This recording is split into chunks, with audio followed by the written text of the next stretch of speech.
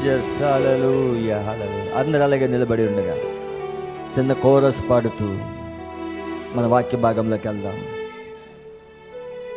Only believe, only believe, all things are possible. Only కేవలము నమ్ముము, కేవలము నమ్ముము, నమ్మువానికి సమస్తము సాధ్యము. Lord I believe. నువ్వు నమ్ముతున్నావా? Lord I believe, all things are possible. Lord, I believe. Jesus is here, Jesus is here, all things are possible. Jesus is here.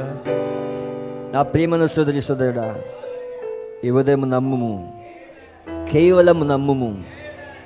అది నీ వ్యాధి అయినా, నీ ఆర్థిక సమస్యలైనా, ఏ సమస్య అయినా సరే ఈ ఉదయం దేవుడు నీకు విడుదల ఇచ్చునుగాక. దేవుని యొక్క వాక్యం చదువుకుందాం. నేరుగా వాక్యం భాగంలోకి వెళ్దాం. అందరూ అలాగే నిలబడి ఉండగా దేవుని యొక్క పరిశుద్ధ గ్రంథము నుండి ఫస్ట్ క్రోనికల్స్, మొదటి దినవృత్తాంతాల గ్రంథము 17వ అధ్యాయము. మొదటి దినవృత్తాంతాల గ్రంథము 17వ అధ్యాయము. అందరూ తీసినట్లయితే దేవుని యొక్క వాక్యం చదువుకుందాం. కొన్ని స్థలాల నుంచి వాక్యం చదవాలని ఆశపడుతూ ఉన్నాను. దేవుడు ఖచ్చితంగా మనల్ని నడిపిస్తాడని నమ్ముతున్నాను. దావీదు తన ఇంట నుండి ప్రవక్త అయిన నాతాను పిలిపించి, కొంచెం సౌండ్ పెంచినట్లయితే, నేను దేవదారు మ్రాణులతో కట్టబడిన నగరంలో నివాసము చేయుచున్నాను.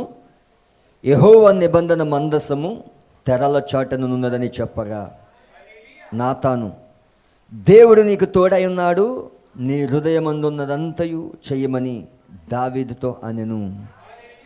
ఆ రాత్రి యందు దేవుని యొక్క వాక్కు నాతానుకు ప్రత్యక్షం ఇలాగూ సెలవిచ్చెను, నీవు పోయి నా సేవకుడైన దావీదిట్లనము, యెహోవా సెలవిచ్చిందేమనగా, నా నివాసముకై ఒక ఆలయము కట్టించుట నీ చేత కాదు. ఇజ్రాయేలును రప్పించిన నాటి నుండి నేటి వరకు నేను ఒక ఇంటిలో నివాసం చేయక ఒకానొక గుడారంలో, ఒకానొక డేరాల్లో నివాసం చేసి తిని, నేను ఇజ్రాయేలు అందరి మధ్య సంచరించిన కాలమంతయు మీరు నా కొరకు దేవదారు మ్రాణులతో ఆలయము కట్టుకుంటారేమి అని నా జనమును మేపవలసిన ఆజ్ఞాపించిన ఇజ్రాయేల్ న్యాయాధిపతులతో ఎవరితోనైనాను నేను ఒక మాట అయినను పలికి ఉంటున్నా. కావున నువ్వు నా సేవకుడైన దావీదుతో చెప్పవలసింది ఏమనగా, సైన్యములకు అధిపతి యొక్క యెహోవా ఈ ప్రకారము సెలవిచ్చుచున్నాడు, నీవు నా జనులైన ఇజ్రాయేల్ మీద అధిపతివై ఉండినట్లు గొర్రెల వెంబడి తిరుగుచున్న నిన్ను గొర్రెల దొడ్డి నుండి తీసుకొని నువ్వు వెళ్ళిన చోట నెల నీకు తోడుగా ఉండి నిన్ను ద్వేషించిన వారిని ముందర నిలువనీయక నిర్మూలము చేసి తిని, లోకములోని గనులకు కలిగి ఉన్న పేరు వంటి పేరు నీకు కలగజేయుదును. దేవుడి యొక్క వాక్యం దీవించుగాక. మరొక లేఖన భాగము జకరియా గ్రంథము 4వ అధ్యాయం. పాత నిబంధన మలాకీకి ముందుంటుంది. జకరియా గ్రంథము 4వ అధ్యాయము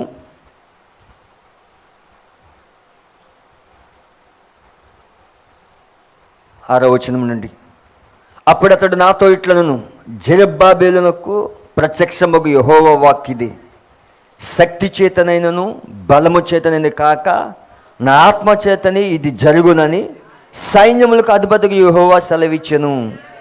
గొప్ప పర్వతమా జెరుబ్బాబెలును అడ్డగించుటకు నువ్వేమాత్రపు దానవు, నువ్వు చదును భూమి వగుదువు, కృప కలుగును గాక, కృప కలుగును గాక అని జనులు కేకలు వేయగా అతడు పైరాయి తీసుకుని పెట్టించును. దేవుడి యొక్క వాక్యం దీవించుగాక. చివరిగా మరొక లేఖన భాగము, ప్రకటన గ్రంథం వధువు పుస్తకము 21వ అధ్యాయం.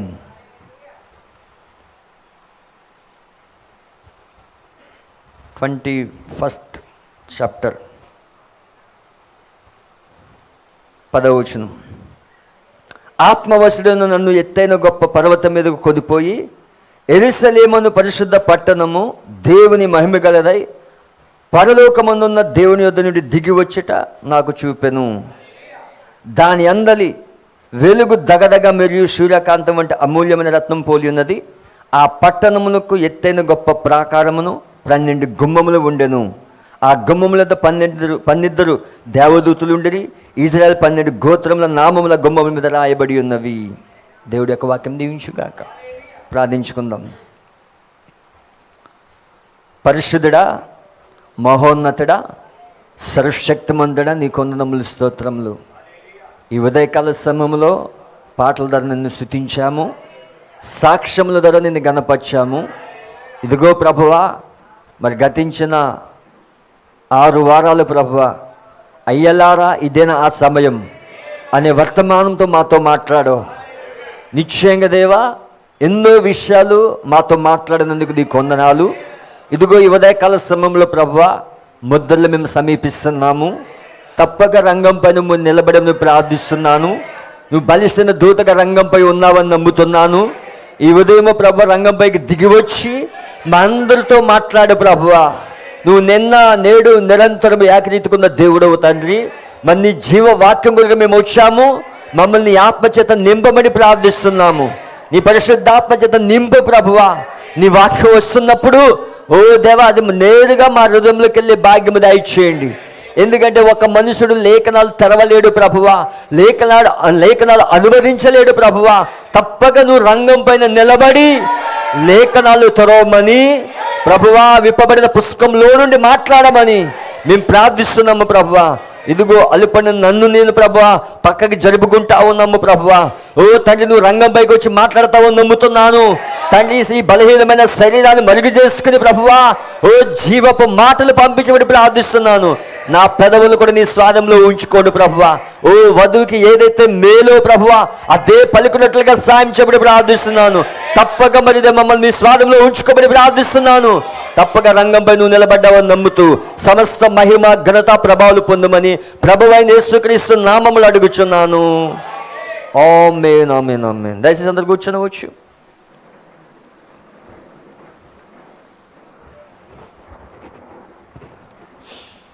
దేవుని నామానికి మహిమ కలిగిన గాక. హల్లెలూయా. అందరూ ఒకసారి హల్లెలూయా చెప్తారా? దేవుడు మిమ్మల్ని దీవించిన గాక. God bless you. ఇక ఉదయకాల సమయంలో మరి కొద్ది సమయాన్ని నేను వాక్యం తీసుకోవాలని ఆశపడుతూ ఉన్నాను. దేవుడు నడిపింపుని బట్టి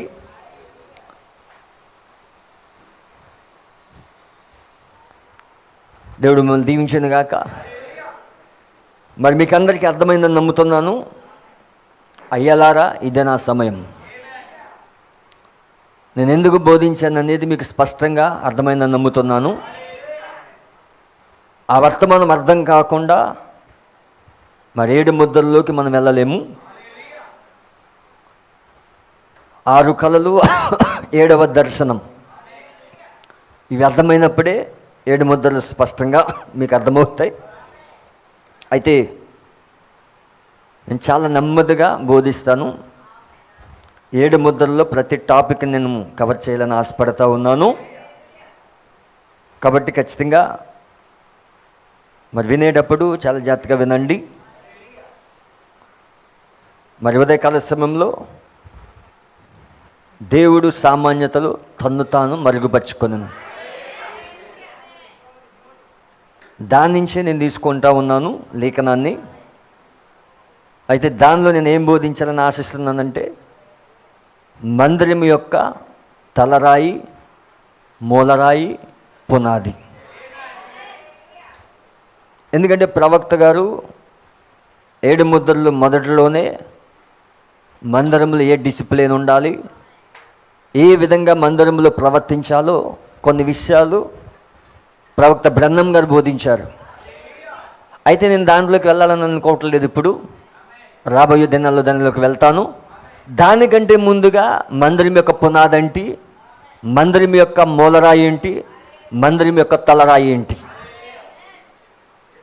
అసలు మందిరం అంటే ఏంటి, దాని మీద మాట్లాడిన తర్వాత నేను దానిలో వెళ్ళాలని ఆశిస్తూ ఉన్నాను.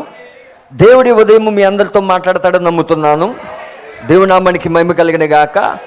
మరి ఖచ్చితంగా మనం 3 లేఖనాలు చదివాం. మనం మొదటి దినవృత్తాంతాల గ్రంథం, ఫస్ట్ క్రోనికల్ 17వ అధ్యాయము. అదే ప్రవక్త గారు 7 ముద్రల గ్రంథంలో దేవుడు సామాన్యతలో తను మరుగుపరుచుకున్నాడు అనే వర్తమానంలో తీసుకున్నాడు ఆయన. అలాగే జకరియా గ్రంథం 4వ అధ్యాయం చదివించాను. అలాగే ప్రకటన గ్రంథం 21వ అధ్యాయంలో ఆ మందిరం ఏమై ఉన్నదో, అది ఎలా దిగొస్తుందో మరి యోహాను దర్శనంలో చూస్తూ ఉన్నాడు. మరి దీన్ని కొంచెం నెక్స్ట్ వీక్ కూడా కంటిన్యూ చేస్తాను. మరి చాలా జాగ్రత్తగా వినండి. మరి దేవుని యొక్క వాక్యం వినేటప్పుడు కాన్సన్ట్రేషన్ అంతా వాక్యం పైన పెట్టమని మీకు తెలియజేస్తూ ఉన్నాను. మరి ఖచ్చితంగా దేవుడు మనందరితో మాట్లాడతాడు. ఆయన అందరు ఇక్కడే ఉన్నారు కదా. దేవుడు నా మరి మమ్మి కలిగిన గాక. చూడండి, ఇక్కడ మందిరం గురించి రాయబడింది. మనం చూసినట్లయితే ఇక్కడ జకరియా గ్రంథంలో మనం చూస్తున్నట్లయితే 4వ అధ్యాయంలో జకరియా గ్రంథంలో ఇలా రాయబడింది: నాతో మాట్లాడుచున్న దూత తిరిగి వచ్చి నిద్రపోయిన ఒకని లేపినట్లు నన్ను లేపి. ఇక్కడ ఒక దూత లేపింది. నాతో మాట్లాడుచున్న దూత. హల్లెలూయా. మీరు గమనించినట్లయితే దూతల కాలం అనేది చూడండి, పాత నిబంధనలో దూతలు ఉన్నారు. హల్లెలూయా. చూడండి, ఇక్కడ మనం గమనించినట్లయితే దేవుని దూతలు, ఇక్కడ యెహోవా దూత అని పాత నిబంధనలో రాయబడింది. హల్లెలూయా. యెహోవా దూత అనగా ఆయనే. చూడండి, పాత నిబంధనలో కూడా దూతలు ఉన్నారు, కొత్త నిబంధనలో కూడా దూతలు ఉన్నారు. హల్లెలూయా. యాకోబు యొద్దకు ఒక ఆయన దిగొచ్చాడా లేదా? హల్లెలూయా. దూతల పరిచర్య ఉన్నది, దూతల మినిస్ట్రీ ఉన్నది. దేవుని నామమున మహిమ కలుగాక. ఇక్కడ జకరియా యొద్దకు దూత దిగొస్తా ఉన్నాడు. దూత వచ్చి మాట్లాడుతూ ఉన్నాడు. నిద్రపోయిన ఆయన లేపుతా ఉన్నాడు దూత. ఇప్పుడు పాత నిబంధనలో యాకోబు యొద్దకు దూత దిగొచ్చాడు, బలిష్ఠుడైన దూత దిగొచ్చాడు. హల్లెలూయా.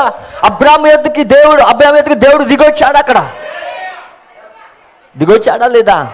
మోషే యొద్దకు దేవుడు దిగొచ్చాడు. అక్కడ గిద్యోని యొద్దకు దూత దిగొచ్చాడు. అక్కడ అలాగే సంసోను యొక్క తల్లిదండ్రుల యొద్దకు దూత దిగొచ్చాడు. అక్కడ సంసోను జన్మించే ముందు దూత దిగొచ్చాడు. అక్కడ అలాగే దానియేలు దగ్గరికి కూడా దూత దిగొచ్చాడు. అక్కడ దూతల పరిచర్య పాత నిబంధనలో ఉన్నది. అలాగే ఇక్కడ జకరియా యొద్దకు కూడా దూత దిగొస్తా ఉన్నాడు. దూత వచ్చి మాట్లాడుతూ ఉన్నాడు. ఇక్కడ జకరియా గ్రంథంలో కూడా దూత చూపిస్తూ ఉన్నాడు. ప్రకటన గ్రంథంలో ఎలాగైతే యోహానికి దూత చూపిస్తూ ఉన్నాడో, ఈ జకరియా గ్రంథమును కూడా దూతే చూపిస్తూ ఉన్నాడు ఇప్పుడు. అలాగే కొత్త నిబంధనలో కూడా దూతలు ఉన్నారు. ఇప్పుడు పాత నిబంధనలో దూతలు ఉండడం మాత్రమే కాదు, దూత దిగిరావడం మాత్రమే కాదు, కొత్త నిబంధనలో కూడా దూతల పరిచర్య ఉన్నది. అక్కడ యేసుక్రీస్తు అరణ్యంలో ఉపవాసం ఉన్నప్పుడు దూతలు వచ్చి పరిచర్య చేశారు. అక్కడ పేతురు సరసాల్లో ఉన్నప్పుడు దూత వచ్చాడు. పౌలు దగ్గరికి దూత వచ్చాడు. విలియం బ్రన్హం దగ్గరికి దూత వచ్చాడు. మరి ఆ రోజు దూతలు వచ్చి ఉంటే, పాత నిబంధనలో దూతల పరిచర్య ఉంటే, కొత్త నిబంధనలో దూతల పరిచర్య ఉంటే, ఇప్పుడు మన కాలంలో దూతల పరిచర్య ఉన్నది. ఇప్పుడు ఆయనే బలిష్ఠ దూతగా దిగొచ్చాడు. ఇప్పుడు దేవుని నామమున మహిమ కలుగును గాక. దూత మాట్లాడుతూ ఉన్నాడు జకరియా తోటి. నీకేమి కనబడుచున్నదని అడగగా, నేను సువర్ణమైన దీపస్తంభమును, దాని మీద ఒక ప్రమిది, దీపస్తంభములకు 7 దీపములను, దీపములకు 7 గొట్టములు కనబడుచున్నవి. మరి 2 ఒలీవ చెట్లు దీపస్తంభంలో కుడిపక్క ఒకటియు ఎడమపక్క ఒకటి కనబడుచున్నవని చెప్పి, నా ఏలినవాడా ఇదేమిటని నాతో మాట్లాడుచున్న దూతని అడిగి తిని, నాతో మాట్లాడుచున్న దూత ఇదేమిటో నీకు తెలియదా అని నన్ను అడుగగా, నేను నా ఏలినవాడా నాకు తెలియదంటిని. అప్పుడతడు నాతో ఇట్లను, జెరుబ్బాబెలునకు ప్రత్యక్షమగు యెహోవా వాక్కు ఇదే, శక్తి చేతనైనను బలము చేతనని కాక నా ఆత్మ చేత ఇది జరుగునని సైన్యములకు అధిపతి యెహోవా సెలవిచ్చెను. గొప్ప పర్వతమా, జెరుబ్బాబెలును అడ్డగించుటకు నువ్వేమాత్రము దానువు, నువ్వు సదును భూమోగుదుగు, కృప కలుగును గాక అని జనులు కేకలు వేయగా అతడు పైడాయి తీసుకొని పెట్టించును. దేవుని నామమున మహిమ గాక. హల్లెలూయా. మరి ఈ లేఖనంలో మనం గమనించినట్లయితే పునాది కోసం రాయబడింది. 8వ వచనంలో యెహోవా వాక్కు, జెరుబ్బాబెలు చేతులు ఈ మందిరము పునాది వేసి ఉన్నవి, అతని చేతులు ముగించును. జెరుబ్బాబెలే పునాది వేశాడు. మరి జెరుబ్బాబెలు కాలంలోనే మందిరము తలరాయి పెట్టించబడును. అయితే ఈ జకరియా 4వ అధ్యాయంలో పునాది కోసం రాయబడింది, తలరాయి కోసం రాయబడింది, కానీ మూలరాయి కోసం రాయబడలేదు. హల్లెలూయా. ఇప్పుడు మూలరాయి ఎవరో కాదు, తలరాయే మూలరాయి. హల్లెలూయా. తలరాయే మూలరాయి అయి ఉన్నది. మనం గమనించినట్లయితే, సహజంగా గమనించినట్లయితే చూడండి, పాత నిబంధనలో దేవుడు ప్రతి ప్రవక్తలో కూడా తలరాయిగా దిగొచ్చాడు. ఏ తలరాయిగా అయితే దిగొచ్చాడో, హల్లెలూయా, చూడండి 2000 సంవత్సరాల క్రితం, 4000 సంవత్సరాలు అయిపోయిన తర్వాత, మరి 2000 సంవత్సరాల క్రితం మొదటి రాకడలో ఆయన తలరాయిగా దిగొచ్చాడు. 4000 సంవత్సరాల ప్రవక్తల్లో ఆయన తలరాయిగా దిగొచ్చాడు. కొంచెం కుమ్మరించుకున్నాడు ఆయన. యేసోబులో కుమ్మరించుకున్నాడు, మోసేలో కుమ్మరించుకున్నాడు ఆయన, హెస్కేలులో కుమ్మరించుకున్నాడు ఆయన. ప్రతి ప్రవక్తలో క్రీస్తాత్మ ఉన్నది. మోసేలో కుమ్మరించుకున్నాడు ఆయన. హల్లెలూయా. ఆయన తలరాయిగా కుమ్మరించుకున్నాడు. అయితే ఆయన 2000 సంవత్సరాల క్రితం మొదటి రాకడలో ఆయన తలరాయిగా వచ్చాడు. ఇజ్రాయేల్ సంఘానికి తలరాయిగా వచ్చాడు ఆయన. తలరాయిగా వచ్చినప్పుడు ఆ తలరాయిని వాళ్ళు త్రోసివేశారు. హల్లెలూయా. ఆ తలరాయిని త్రోసివేశారు. అదే మూలకు తలరాయి అయింది. హల్లెలూయా. ఆ త్రోసివేయబడే రాయి మూలరాయి అయింది. ఏ తలరాయి అయితే వచ్చిందో దాన్ని త్రోసివేశారు. అది కొత్త నిబంధన సంఘానికి మూలరాయి అయింది. అందుకే ఆది అపోస్తులు ఏం బోధించారు? తలరాయి దిగి వచ్చింది, ఆయన ఇక్కడున్నాడని బోధించారు. హల్లెలూయా. తలరాయి దిగొచ్చిందని బోధించారు. ఆ తలరాయిని త్రోసివేశారు వాళ్ళు. అది సంఘానికి, కొత్త నిబంధన సంఘానికి మూలరాయి అయింది. హల్లెలూయా. ఇప్పుడు 7 సంఘకాలాలలో, దేవుని నామమున మహిమ కలుగుగా, ఇప్పుడు 7 సంఘకాలంలో 7వ సంఘకాలంలో మరలా తలరాయి దిగొచ్చింది. మరలా ఇప్పుడు ఆ తలరాయిని త్రోసివేశారు. హల్లెలూయా. అది మనకి మళ్ళా మూలరాయి అయింది. చాలా జాగ్రత్తగా గమనించినట్లయితే, చాలా జాగ్రత్తగా వినండి ఇక్కడ. హల్లెలూయా. చూడండి, ఒక మందిరం అనేది, ఒక పిరమిడ్ అనేది ఒక రాయితో ప్రారంభమవుతా ఉన్నది. ఒక రాయితో ప్రారంభమవుతా ఉన్నది, ఒక రాయితో ముగిస్తూ ఉన్నది. దేవుని నామమున మహిమ కలుగును గాక. చూడండి, పిరమిడ్ అనేది ఒక రాయితో ప్రారంభమవుతా ఉన్నది, ఒక రాయితో ముగిస్తూ ఉన్నది. ప్రారంభం ఒక రాయి, దాని క్యాప్స్టోన్ ఒక రాయితో ముగిస్తూ ఉన్నది. హల్లెలూయా. చాలా జాగ్రత్తగా గమనించండి. ఇక్కడ జకరియా గ్రంథంలో పునాది కోసం రాయబడింది, తలరాయి కోసం రాయబడింది, కానీ మూలరాయి కోసం రాయబడలేదు. హల్లెలూయా. అందుకే దేవుని యొక్క వాక్యం ఇలా సెలవిస్తూ ఉన్నది. దేవుని యొక్క వాక్యంలో మనం గమనించినట్లయితే రోమీయులకు రాసిన పత్రిక 9వ అధ్యాయం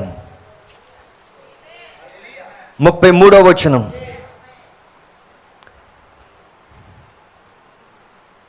లాస్ట్ వెర్స్. ఇదిగో నేను అడ్డు రాతిని, అడ్డు బండను సియోనులో స్థాపించుచున్నాను, ఆయన యందు విశ్వాసం ఉంచువాడు సిగ్గుపరచబడడు అని రాయబడిన ప్రకారం వారు అడ్డు రాయి తగిలి తొట్లు పడిరి. ఈ రోమిలికి రాసిన పత్రిక 2:33 ప్రవక్త గారు ఎక్కడ తీసుకున్నారంటే అయ్యలారీదన సమయంలో తీసుకున్నాడా లేదా? ఆయన గదిలో ప్రార్థిస్తూ ఉన్నప్పుడు, గదిలో అటు ఇటు కొట్టబడుతూ ఉన్నప్పుడు లేఖనం తెరవబడింది ఆయనకి. ఆయన ఏమనుకున్నాడంటే గొప్ప గొప్ప ప్రేరుని చూశాడు ఆయన. ఆ ప్రేరుడు ఏమనుకున్నాడంటే ఆయన మరణమని భావించాడు. అయితే అక్కడ మరి దేవుడు ప్రార్థిస్తున్నప్పుడు, ఇది నా మరణం అయితే చెప్పని ప్రార్థిస్తున్నప్పుడు అక్కడ బైబిల్ తెరిచే ఉన్నది. అది రోమిలికి రాసిన పత్రిక 9:33 అక్కడ దేవుడు ఆయనతో మాట్లాడాడు. ఇదిగో నేను అడ్డురాతిని అడ్డుబండను సియోనులో స్థాపించుచున్నాను, ఆయన యందు విశ్వాసం ఉంచి వాడు సిగ్గుపరచబడడు అని రాయబడిన ప్రకారము వారు అడ్డురాయి తగిలి తొట్లుపడిరి. ఇది నీకు ఒక నూతన పరిచర్య ప్రారంభించబోతున్నానని చెప్పి దేవుడు ప్రవక్తతో మాట్లాడుతూ ఉన్నాడు అక్కడ. అది ఆయన మరణము కాదు, నూతన పరిచర్య ప్రారంభించబోతా ఉన్నాడు, న్యూ మినిస్ట్రీ ఇవ్వబోతా ఉన్నాడు. అంత మాత్రమే కాదు, 1 పేతురు రాసిన పత్రికలో దేవుని యొక్క వాక్యం ఇలా సెలవిస్తూ ఉన్నది. కొంచెం లేఖనాలు చూద్దాం. 1 పేతురు రాసిన పత్రిక 2వ అధ్యాయం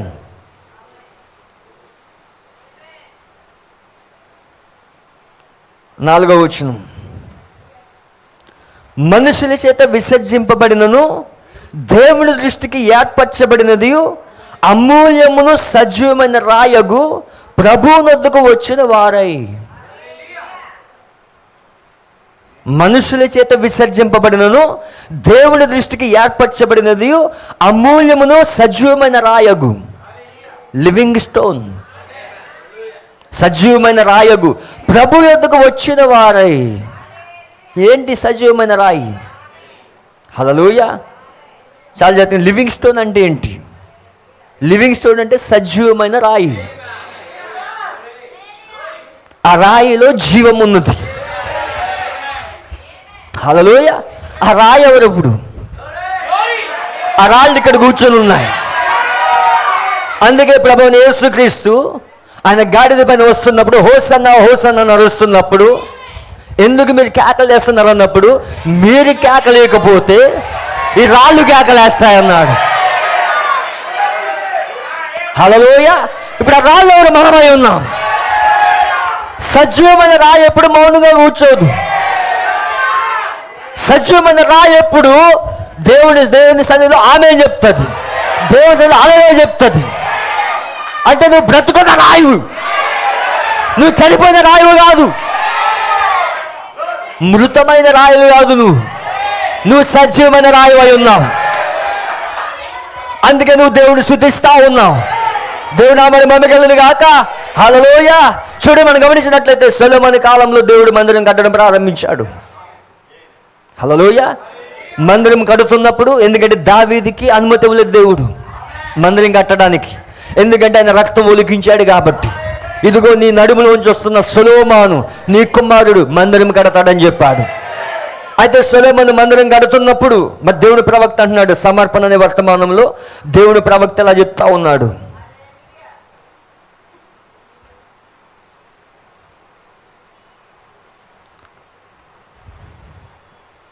నలభై 41వ పారాగ్రాఫ్ ఇలా చెప్తున్నాడు. 1962 నవంబర్ 11 ఎంత గొప్ప అందమైన కార్యం అది. దేవుడు తన యొక్క ఆలయం నిర్మించుటకు కావలసిన సామగ్రిని కేవలం యూదుల నుండి మాత్రమే కోసి తీయలేదు,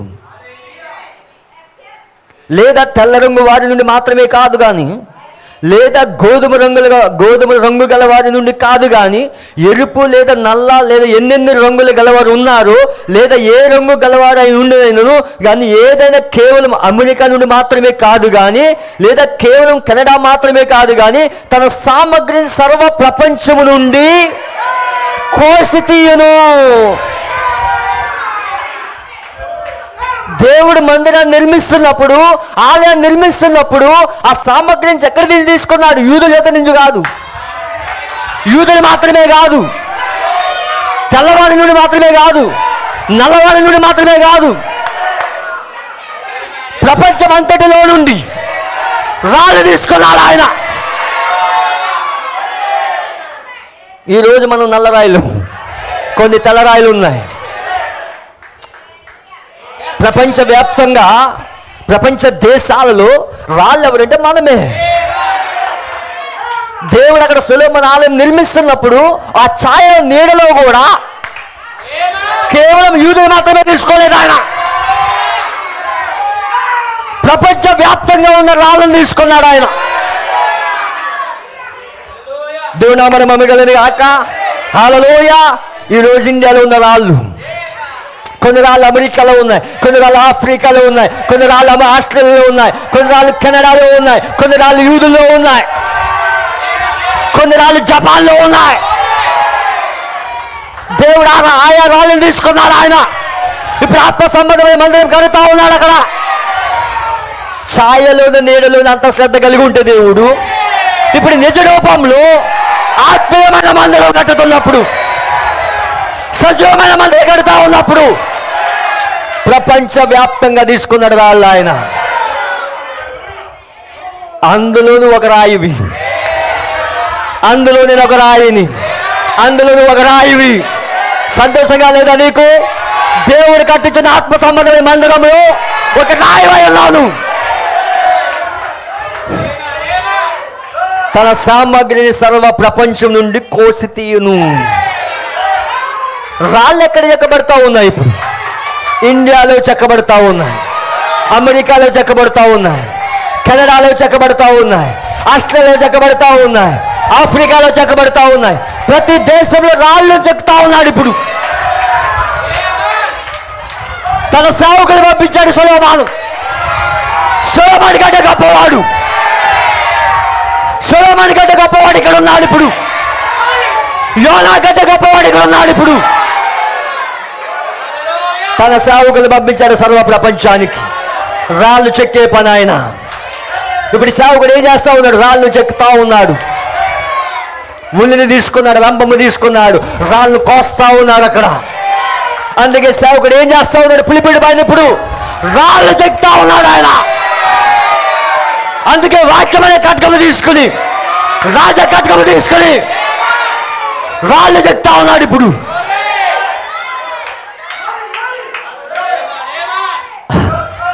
రాళ్ళు చెక్తా ఉన్నప్పుడు కొన్ని రాళ్ళు పగిలిపోయి అనుకోండి, ఆ రాయిని తీసి పాడేస్తాడు. సేవకుడు చెక్తా ఉన్నప్పుడు కొన్ని రాళ్ళు పగిలిపోతూ ఉంటాయి. కానీ ఆ రాళ్ళు ఎన్నుండాలో దేవుడు బ్లూ ప్రింట్ ఇచ్చేశాడు. సొలొమోనుకి బ్లూ ప్రింట్ ఇచ్చాడు అక్కడ. ఇప్పుడు సొలొమోను ఏం చేశాడు? తన సేవకుడికి బ్లూ ప్రింట్ ఇచ్చాడు. ఫలానా దేశంలో నుండి ఇన్ని రాళ్ళు మాత్రమే కావాలి, ఇండియాలో నుండి ఇన్ని రాళ్ళు మాత్రమే కావాలి నాకు. అది ఎక్కడున్నది? బ్లూ ప్రింట్లో ఉన్నది. ఆస్ట్రేలియా నుండి ఇన్ని రాళ్ళే కావాలి, కెనడా నుండి ఇన్ని రాళ్ళే కావాలి, అమెరికా నుంచి ఇన్ని రాళ్ళే కావాలి. ప్రతి దేశంలో ఇది రాళ్ళు ఉండాలని బ్లూ ప్రింట్లో రాయబడింది, గ్రంథంలో రాయబడింది. అందుకే గ్రంథాన్ని ఇచ్చాడు దేవుడు. హల్లెలూయా. ఎన్ని రాళ్ళ పేర్లు అయితే ఉన్నాయో బ్లూ ప్రింట్లో ఉన్నది అక్కడ. అందుకే కొన్ని రాళ్ళు పగిలిపోతూ ఉంటాయి. సేవకుడు చెప్తా ఉన్నప్పుడు పగిలిపోతూ ఉంటాయి. ఆ రాళ్ళు తీసి పారేస్తూ ఉంటారు. కానీ ఏ రాయి అయితే నిర్ణయించబడిందో ఆ రాయి ఆ సారూప్యంలోకి వస్తుంది. సేవకుడు చెప్తా ఉన్నప్పుడు, సేవకుడు ఉలి నుంచి చెప్తా ఉన్నప్పుడు, రంభవిస్తూ కోస్తున్నప్పుడు ఆ సారూప్యంలోకి ఆ రాయి వస్తూ ఉంటుంది. ఇప్పుడు జరుగుతున్న పరిచర్య ఏంటి? దేవుడు సొలొమోను కంటే గొప్పవాడు. తన సేవకులు పంపించాడు. ఇప్పుడు ప్రపంచ వ్యాప్తంగా రాళ్ళు చెక్కబడతా ఉన్నాయి. మందిరంలోకి వచ్చాక చెక్కబడడం ఉండదు. సొలొమోను మందిరంలోకి వచ్చిన తర్వాత చెక్కబడడం ఉండదు. ముందే చెక్కబడాలి అవి, ముందే కోయబడాలి అవి. ఇప్పుడు కోస్తా ఉన్నాడు ఆయన. 42వ పారాగ్రాఫ్. మరి ఒకవేళ ఒక దేశంలో మాత్రమే లభించే ఒక మంచి రకము రాతిని వారు కోయుచుండగా, మరి ఇంకొక రాతిని ఇంకొక దేశంలో కోయుచుండగా, ఆ దేశం మరొక దేశంలో కోయబడిన రాయిని, ఆ రాయితో ఈ రాయిని అమర్చబడవలెను. నువ్వే దేశంలో కోయబడినా, ఏ దేశపు రాయి అయినా ఆ రాయితో అమర్చబడాలి. నువ్వు ఇండియాలో చెక్కబడినా, అమెరికాలో రాయి చెక్కబడినా ఇప్పుడు అమెరికా రాయి, ఇండియా రాయి అమర్చబడాలి.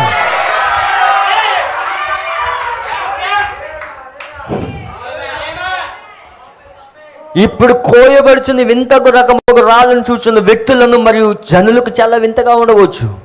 కానీ దేవుడు తన యొక్క సొంత మార్గంలో ఏదో ఒకదాన్ని చేయుచున్నాడు. మరి ఆ పాత సారూప్యమగు దాన్ని పోలినట్లుగా ఈరోజు ఆయన దాన్నే చేయుచున్నాడు. నేను తలంచుచున్నాను, ఆయనకి ఇష్టమగు రీతిలో ఆయన వాటిని కోయుచున్నాడు. ఆయనకి ఇష్టమైన రీతిలో ఆయన కోయుచున్నాడు. నీకు ఇష్టమైన రేట్లో కోయట్లేదు ఆయన ఇష్టం,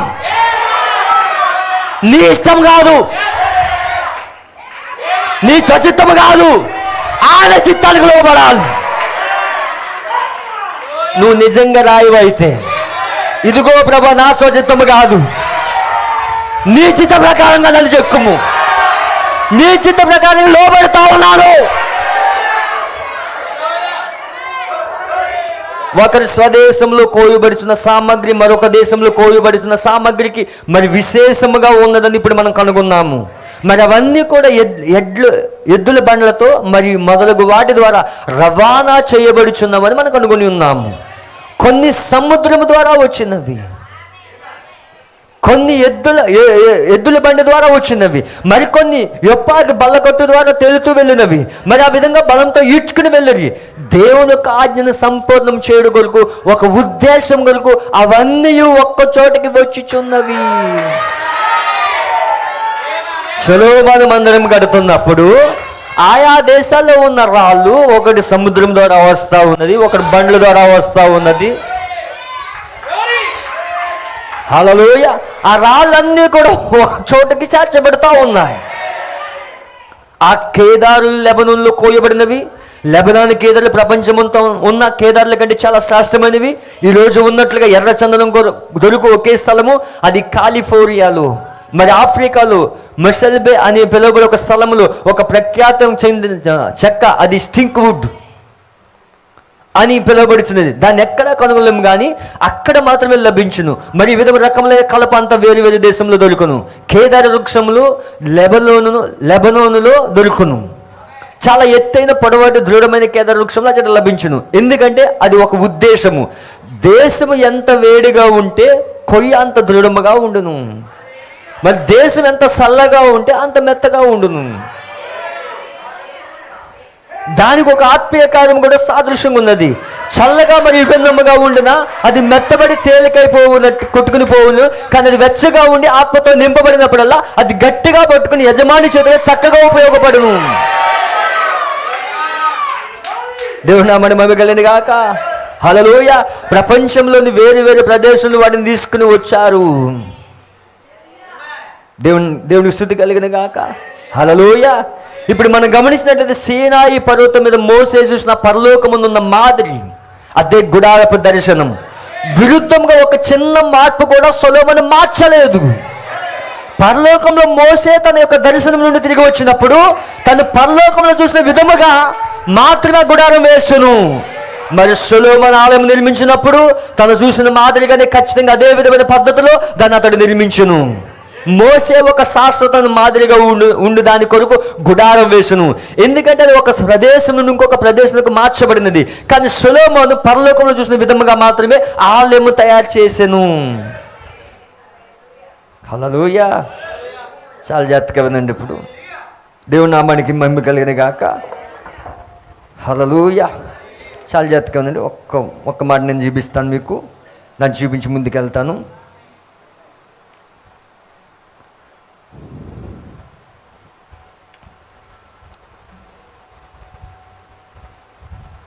ఓకే, 52వ పారాగ్రాఫ్. అందులో చాలా రాళ్ళు చాలా వింతగా మరియు భిన్నముగా కనిపించే ప్రతి రాయి అమర్చబడుటకు ఆ ఆలయంలో ఒక స్థానం ఉన్నది. వాటి కొరకు దేవుడు ఒక స్థలం కలిగి ఉన్నాడు. మరియు పరిచర్యలు మనం ప్రత్యేకమైన స్థలం ఆరాధించే మన విధానం ఒకటి చక్కటి అందమైన మాదిరిని కలిగినదై ఉన్నట్లుగా లేదా ఒక ప్రత్యేకమైన మాదిరి కలిగి ఉన్నట్లుగా అది చూపించును. ఆ ఆలయం నిర్మించినప్పటికీ అందరూ ఏకంగా కూడి వింతగా ప్రవర్తించే ప్రతి వ్యక్తికి ఒక స్థలం కలిగి ఉండును. ఒక నిజమైన ఆలయం గూర్చి తర్వాత మనం కొన్ని నిమిషాల్లో రాబోచున్నాము. కొంతమందికి మనల్ని చూస్తే కొద్దిగా హేళనగా కనిపించవచ్చు, మన ప్రవర్తన వారికి వింతగా ఉండవచ్చు. అయినా కానీ గుర్తించుకోండి, ఆ స్థలము మనకు ఒక స్థానము కలదు. దేవుడు తన సంఘమును దాని నుండి కోసి తీయుచున్నాడు. ప్రతి చిన్న రాయి అది ఏ స్థలంలో అమర్చబడవలనో అది ఖచ్చితంగా ఆ స్థలంలో అమర్చబడవలను. మరి గుర్తించుకోండి, అవి ఒకదానితో ఒకటి ఖచ్చితమైన స్థానం ఉందు సరైన విధానంగా అమర్చబడుటకై ఆ స్థలం నుండి అవి కోసుకు తీసుకుని రాబడినవి. కానీ అవన్నీ ఏకముగా సమకూర్చినప్పుడు ఏ ఒక్క రాయిని కూడా మరలా చెక్కవలసిన అవసరం లేకపోయును. అవి అప్పటికే కోయబడును. వాటి యొక్క స్థానంలో అమర్చబడుటకు సరిగ్గా సరిపోనట్లుగా దేవుడే దాన్ని కోసి తీసేను. హల్లెలూయా, దేవుడు నామమున మహిమగలది గాక. ఇప్పుడు సొలొమోను మందిరం కడుతున్నప్పుడు ఆ పనివారు ఏం చేశారంటే అక్కడ రాళ్ళన్నీ చూస్తూ ఉన్నారు. అందులో వింతైన షేప్ కలిగిన రాయి ఒకటి ఉన్నది. ఈ రాయి ఎందుకు పనికిరాదని ఆ రాయి పని వాళ్ళు ఏం చేశారు, పడవేశారు. అయితే వాళ్ళు కట్టడం ప్రారంభించారు. రాయి పైన రాయిట మలుస్తూ ఉన్నారు. రాయికి ఏ విధమైన గ్యాప్ లేదు. బంగార పూతతో పూస్తూ ఉన్నారు. రాయికి బంగారం ఉన్నది. ఏంటి బంగారం? దైవత్వం. ఈ రాయి అమరుస్తున్నప్పుడు ఎక్కడో ఒక తేడా వచ్చింది. అర్థమైందా?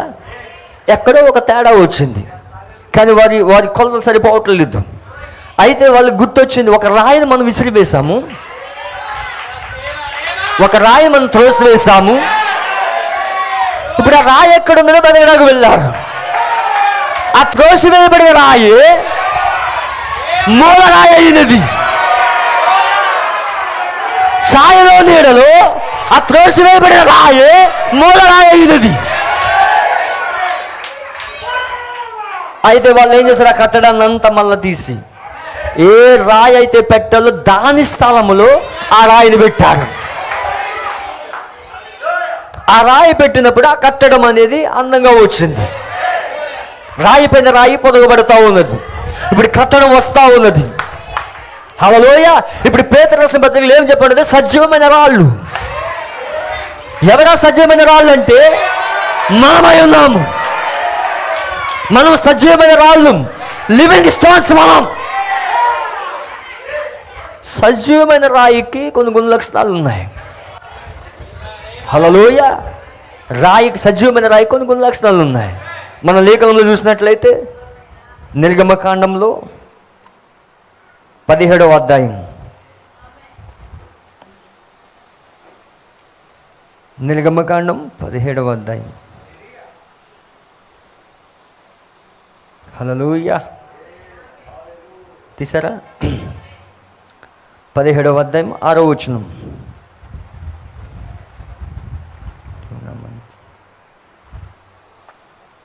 చూడండి, ఇక్కడ ఇదిగో అక్కడ హోరేబులోని బండ మీద నేను నీకు ఎదురుగా నిలిచెదను.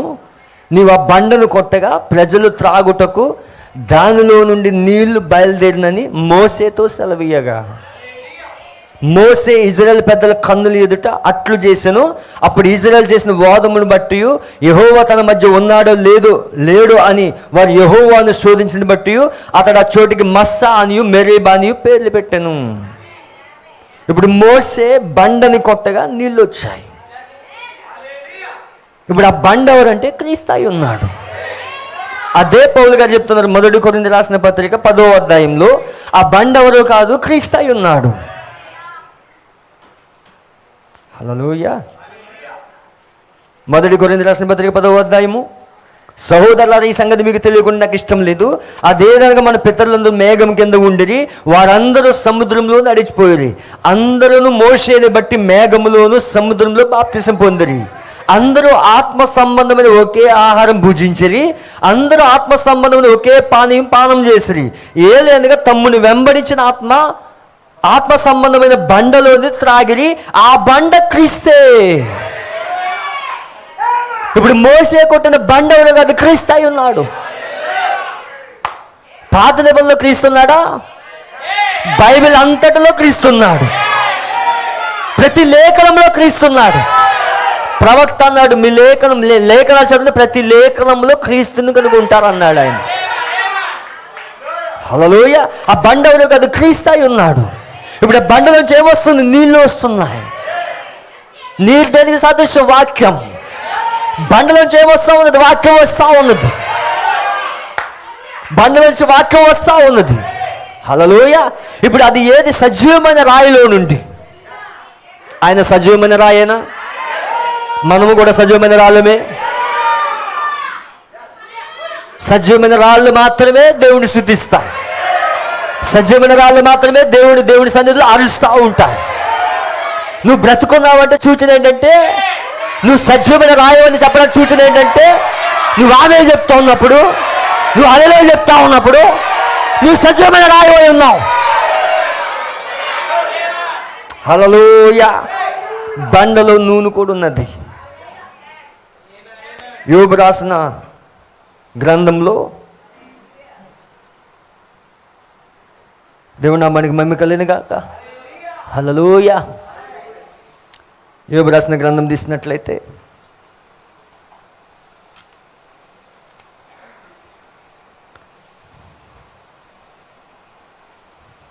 దాని రిఫరెన్స్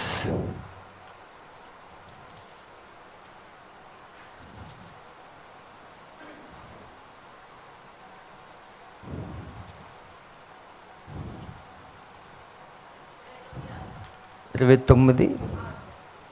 29వ అధ్యాయం 6వ వచనం.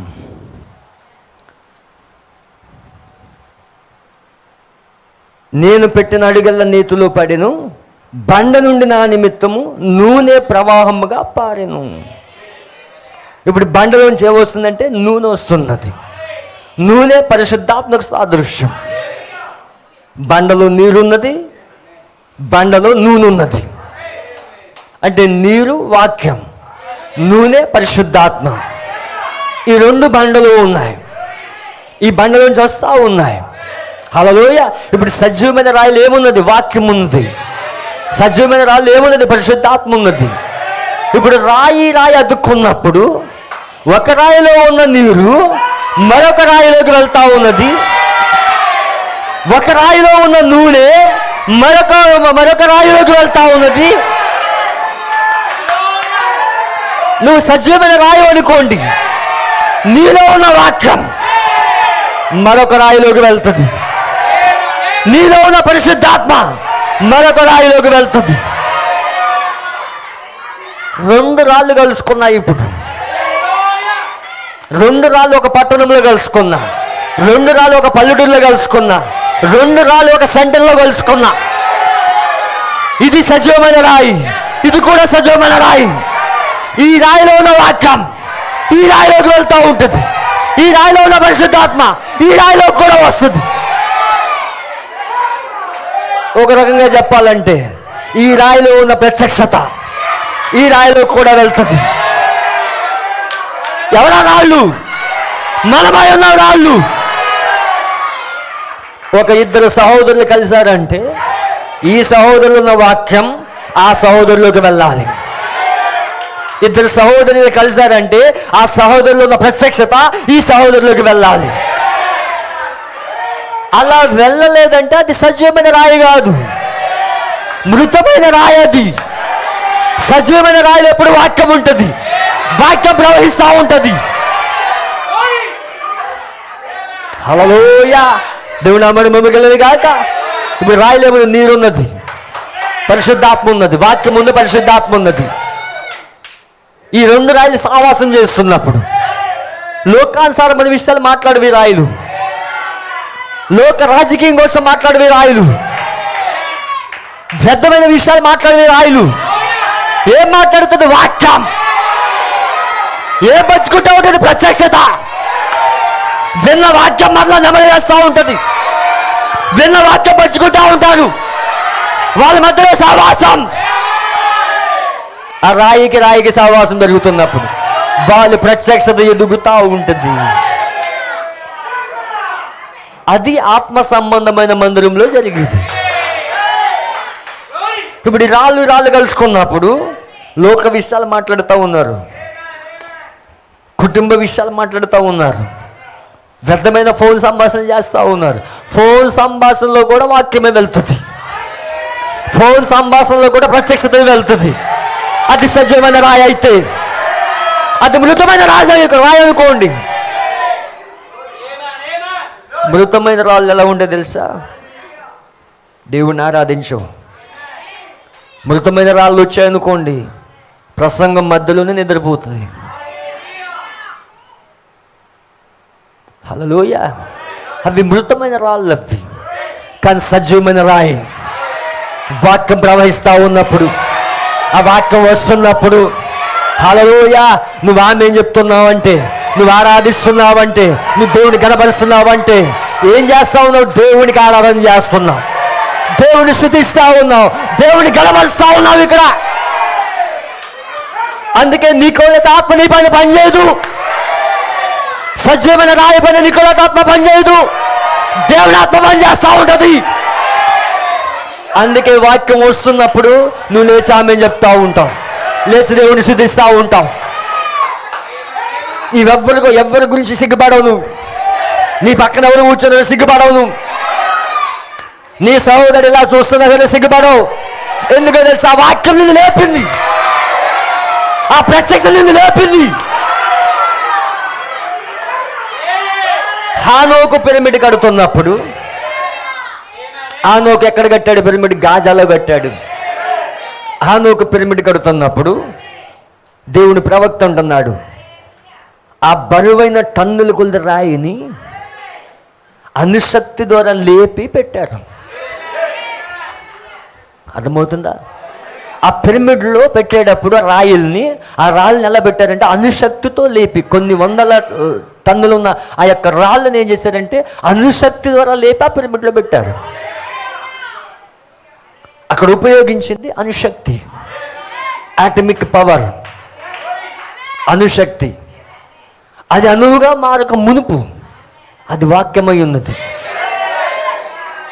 అది అణువుగా మారక మునుపు వాక్యమై ఉన్నది. ఇప్పుడు అణుశక్తి, ఆ విస్ఫోటనం జరిగినప్పుడు ఆ రాయి వెళ్ళి ఆ పిరమిడ్లో అమర్చబడింది. కొన్ని టన్నులు కొద్ది రాళ్ళు, ఇప్పుడు కూడా రాళ్ళు ఉన్నాయి. ఇప్పుడు అణుశక్తి యొక్క విస్ఫోటనం ఏంటి? 7 ముద్రలు పగలగొట్టబడడం వల్ల, 7 ముద్రలు విప్పబడడం వలన, 7 ముద్రలు పగలగొట్టబడడం వల్ల ఈ రాళ్ళు, ఇప్పటి వరకు కూర్చున్న రాళ్ళు, ఈ రాళ్ళు లేపగల శక్తి 7 ముద్రల గ్రంథంలో ఉన్నది.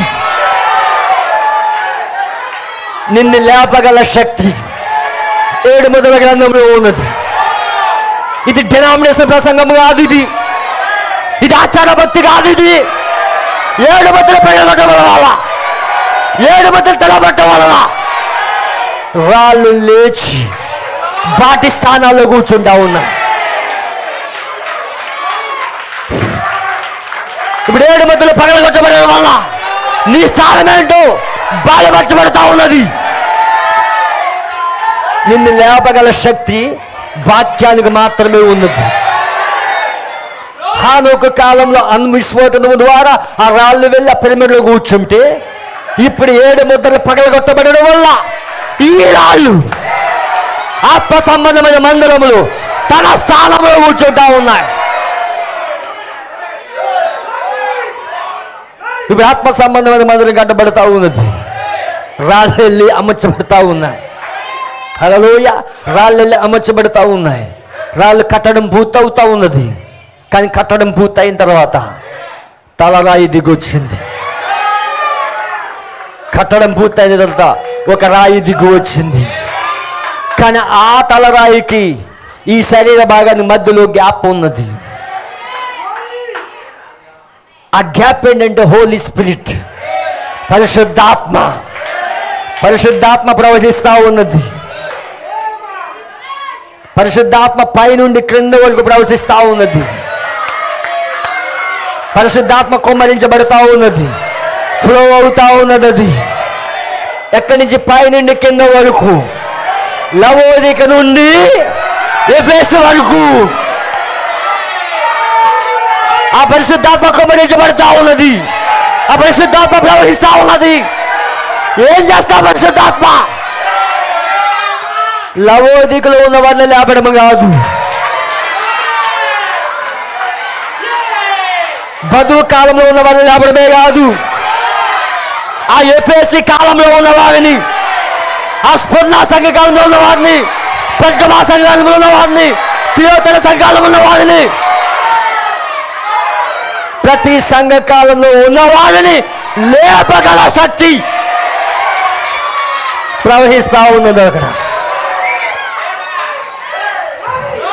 హల్లెలూయా. దేవుని నామమున మహిమ గాక. ఇప్పుడు శక్తి ప్రవహిస్తా ఉన్నది, పరిశుద్ధాత్మ కుమ్మరించబడతా ఉన్నది. ఆనొక పిరమిడ్లో మధ్యలో సిమెంట్ పెట్టలేదు, ఒక్క బ్లేడ్ కూడా వెళ్ళని స్థలం అది. అంటే రాయి రాయి అతుక్కుపోయిందంతే. ఇప్పుడు ఆ పిరమిడ్ వచ్చినప్పుడు, ఇప్పుడు ఆ పిరమిడ్లు కూడా అతుక్కుపోయే రాళ్ళు.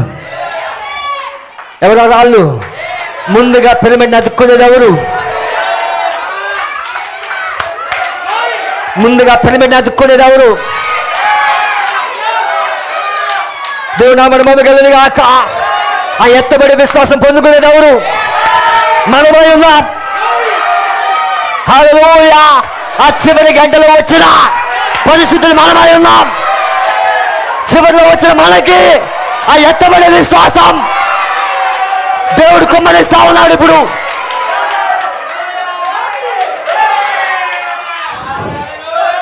దేవుని నామమున మహిమ కలుగును గాక. హల్లెలూయా. ప్రతిదానికి గురుత్వాకర్షణ శక్తి ఉంటుంది. ఈ మైక్ ఉన్నది, దీన్ని ఇక్కడ పెట్టాము అనుకోండి, ఇక్కడ వదిలేస్తే కింద పడిపోతుంది. గ్రావిటేషన్ ఉన్నది, అవునా? గ్రావిటేషన్ ఉన్నది, కానీ మనకి గ్రావిటేషన్ లేదు. మనకి లేవిటేషన్ ఉన్నది. లేవిటేషన్ అనగా పైకి పోయేది, అది లేవెలికి మాత్రమే ఉంటుంది. అది లేవిటేషన్ ఉంటుంది మనకి. గురుత్వాకర్షణ శక్తి అదే గ్రావిటేషన్, స్మాల్ జీతో పోలిస్తారు దాన్ని. కానీ మనకి బిగ్ జీ ఉన్నది. ఆ బిగ్ జీ గాడ్ అయి ఉన్నాడు. ఆయన ఏం చేస్తా ఉన్నాడు? మనం లేపుతా ఉన్నాడు ఆయన. ఈ దినలో ఏదో ఒక ఉదయమున ఈ రాళ్ళు లేచి వెళ్ళిపోతా ఉన్నా. ఏ గురుత్వాకర్షణ శక్తి పట్టుకోలేదు, లేవిటేషన్ వస్తా ఉన్నది. అది ఇప్పటికే ప్రారంభమైంది. 7 ముద్దలు పగడగొట్టబడడం వలన, 7 ముద్దలు తెరవబట్టడం వలన ఆ లేవిటేషన్ ప్రారంభమైంది. ఇప్పుడు దేవుని నామానికి మహిమ కలుగును గాక. దయచేసి కూర్చోండి. హల్లెలూయా.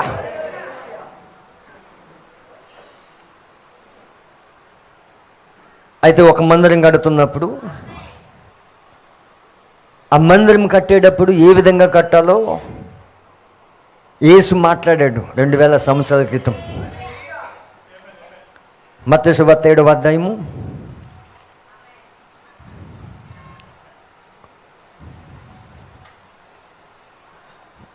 7వ అధ్యాయం 24వ వచనం. 7th chapter 24 verse 24. కాబట్టి ఈ నా మాటలు విని వాటి చొప్పున చేయి ప్రతివాడు బండ మీద తన ఇల్లు కట్టుకొనిన బుద్ధిమంతుని పోలియుండును. వాన కురిసెను, వరదలు వచ్చెను, గాలి విసిరి ఆ ఇంటి మీద కొట్టింది, కానీ దాని పునాది బండ మీద వేయబడిన గనుక అది పడలేదు.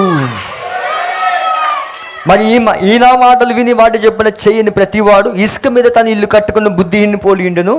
వాన కురిసెను, వరదలు వచ్చెను, గాలి విసిరి ఆ ఇంటి మీద కొట్టెను, అప్పుడది కూలబడును, దాని పాటు గొప్పదని యేసు చెప్పాను.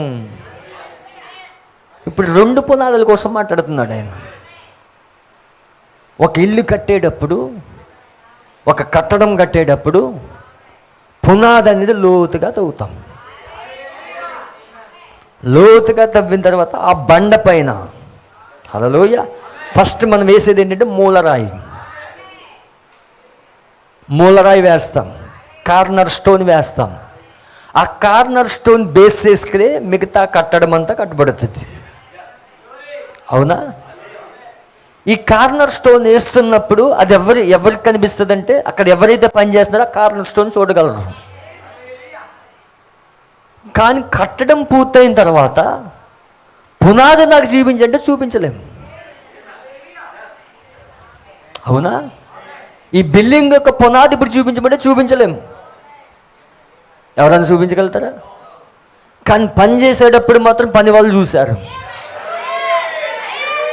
పునాదిని చూసిన వాళ్ళు ఉన్నారు, కార్నర్ స్టోన్ చూసిన వాళ్ళు ఉన్నారు. కానీ కట్టడం పూర్తయిన తర్వాత ఈ పునాది మనం జీవించలేము, కట్టడం మాత్రమే కనిపిస్తుంది. కానీ పునాది వేసేటప్పుడు లోతుగా తవ్వమన్నాడు యేసు. ఆ బండ మీద కట్టిన వాడి యొక్క ఇల్లు కూలిపోదన్నాడు వానలు వచ్చినప్పుడు. చాలా జాగ్రత్తగా వినండి. వర్షం వచ్చినప్పుడు ఆ ఇల్లు కూలిపోదు. కానీ ఇంజనీర్ ఏం చెప్తాడంటే, సరైన పునాది వేయలేదనుకోండి, ఆ కట్టడం పైన ఎంత కట్టడం కట్టినా అది కూలిపోతుంది. ఇంజనీర్ లైఫ్ స్పాన్ ఇస్తాడు. ఈ కట్టడం కొన్ని సంవత్సరాల్లో కూలిపోతుంది, ఎందుకంటే బేస్మెంట్ కరెక్ట్గా లేదు, పునాది కరెక్ట్గా లేదు. అప్పుడేం చేయాలి? కొన్ని సంవత్సరాల తర్వాత దాన్ని కూల్చివేసి పునాది మరలా స్ట్రాంగ్గా వేసి ఆ బండ పైన వేసి ఆ కట్టడానికి కట్టాలి.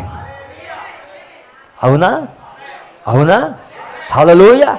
మరి ఈరోజు కట్టబడిన సంఘాలు, ఈ మెథడిస్ట్ సంఘాలు, ఈ లూథరన్ సంఘాలు, ఈ పెంతెకోస్తు సంఘాలు పునాది కరెక్ట్గా లేదు.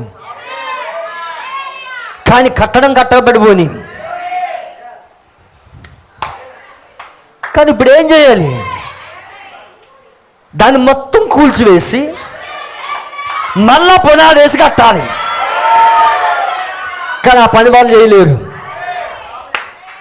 కానీ మనమైతే బండ పైన కట్టబడ్డాం,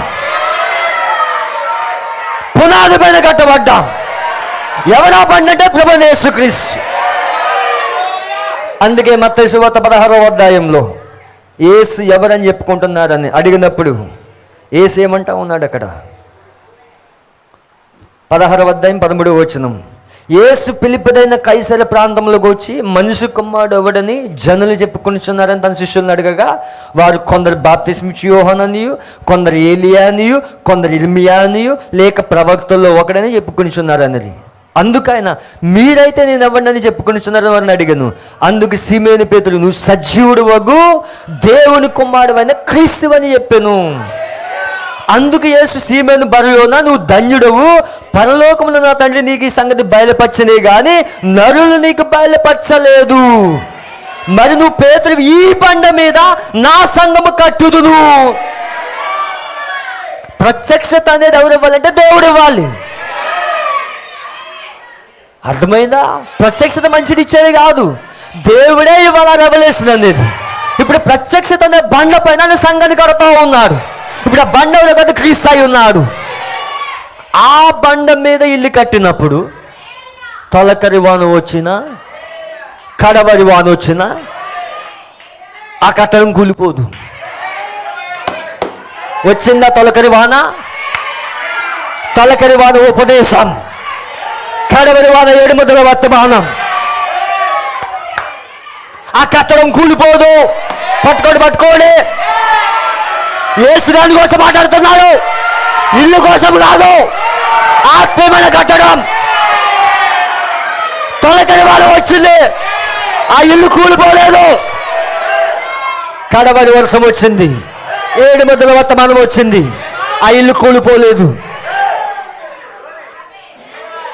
కానీ ఇసుక పైన కట్టబడిన ఇల్లు, అవే డినామినేషన్స్, అవే సంఘ సమస్యలు తొలకరి వాళ్ళు వచ్చినప్పుడు వాళ్ళకి అర్థం కాలేదు.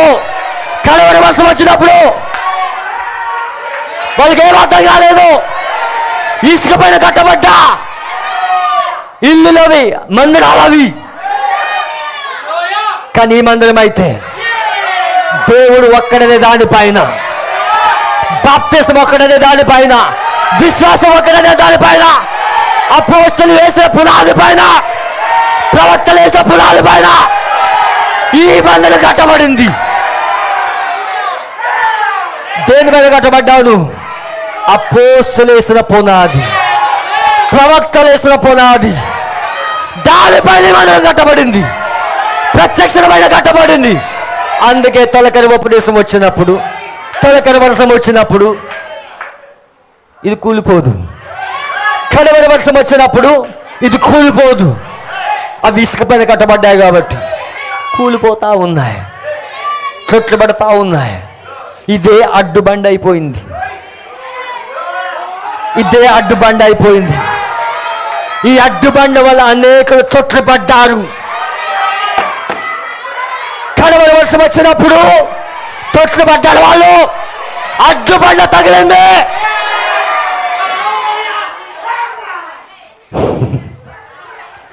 దేవుడు నామని మమ్మికల్ని కాక పునాది కరెక్ట్గా ఉండాలి. హల్లెలూయా. ఆత్మ సంబంధమైన రాళ్ళు. దేవుడు నామని మమ్మికల్ని కాక చాలా జాగ్రత్తగా వినండి. దేవుని ప్రవక్త అంటున్నాడు, కొన్ని విషయాలు మీకు చూపించాలని ఆశపడతా ఉన్నాను. కొన్ని విషయాలు చూద్దాం మనం. 1962 నవంబర్ దేవదూషణ కర్మగ నామములు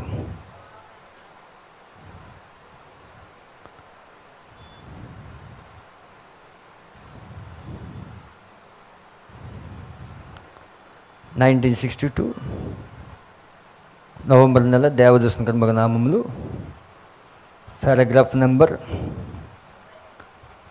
42.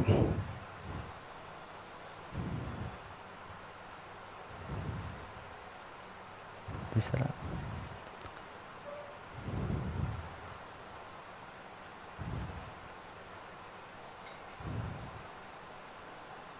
Three 312 paragraph number 312, 312. దేవుడి నామానికి మహిమ కలిగిన గాక. ప్రవక్త విలియం బ్రన్హం గారు పునాది వేస్తున్నప్పుడు, ఆయన చర్చికి మందిరానికి పునాది వేస్తున్నప్పుడు ఈ లేఖనం చదివాడు ఆయన. హల్లెలూయా. ఎందుకంటే మన కాలంలో మన ప్రవక్త 1933లో ఆయన మందిరాన్ని పునాది వేశాడు. 7 ముద్రలు బోధిస్తున్నప్పుడు ఆయన మందిరాన్ని మరలా ప్రతిష్ఠించి 7 ముద్రలు బోధించాడు. మూలరాయిని వేసినప్పుడు ఆయన నాకు ఇచ్చిన ఆ రాత్రి సందేశం మీకు గుర్తుండి ఉండెను. ఆ దర్శనం అయిపోయిన తర్వాత 2 తిమోతి 4 చదవమని నాకు చెప్పాను. 33 సంవత్సరాల క్రితము ఆ మూలరాయి అచ్చట వేయబడినది. సువార్తకిని పనిచేయము, నీ సేవను పూర్తిగా రుజువు చేసుకొనుము, హితబోధన సహించని కాలం వచ్చును. 2 తిమోతి 4వ అధ్యాయంలో క్లియర్గా ఆ ప్రవచనం ఉన్నది. పౌలు గారు ప్రవచించిన ప్రవచనం ఉన్నది. అది ప్రవక్త కాలంలో నెరవేర్పు జరుగుతూ ఉన్నది. అది మన కాలంలో నెరవేర్పు జరుగుతూ ఉన్నది. 2వ తిమోతి రాసిన పత్రిక 4వ అధ్యాయం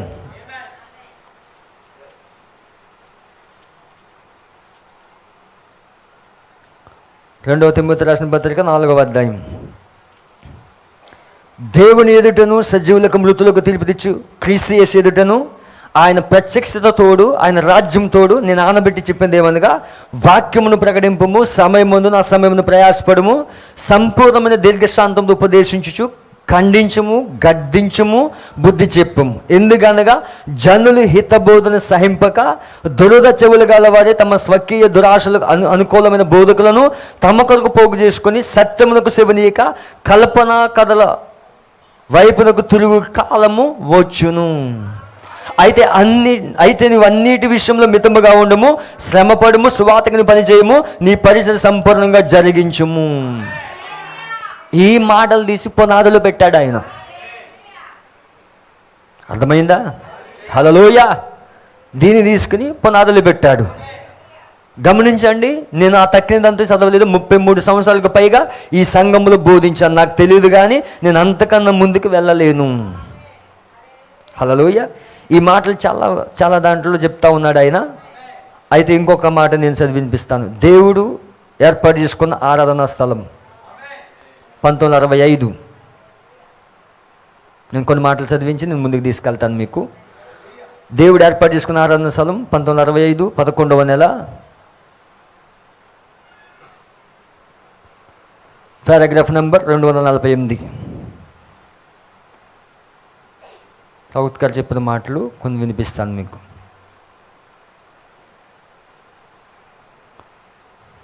తీసారా? 248.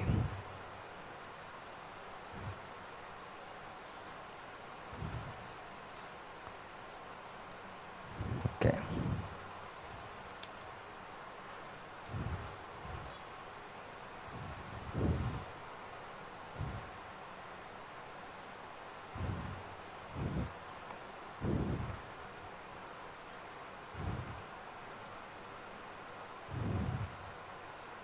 అందరు ఇక్కడే ఉన్నారా? చూడండి, ఎప్పుడైతే ఇజ్రాయేలు రక్తం ప్రోక్షించబడిన ఆ ద్వారమును చూశారో, ఐగుప్తులో బయటకు వచ్చే వరకు ఇజ్రాయేలు తలుపుల కమ్మల మీద రక్తం ప్రోక్షించబడును. దేవుని యొక్క పరిశుద్ధాత్మను దుఃఖపరచుకడి విమోచన దినం వరకు మీరు దానివల్ల ముద్రించబడి ఉన్నారు. బైబిల్ ఎల్లప్పుడూ నిజమే. ఆయన తన మాటల నుంచెను. విమోచన యొక్క మొత్తం చిత్రం అందులో ఉన్నది. దేవుని యొక్క పరిశుద్ధాత్మను దుఃఖపరచుకొని విమోచన దినం వరకు దానివల్ల మీరు ముద్రించబడి ఉన్నారు. మీరు ముద్రించబడితే మీరు రక్తం కింద ఉన్నారు. మీరు ఇక బయటికి పోనక్కర్లేదు. అయితే నీవెవరు?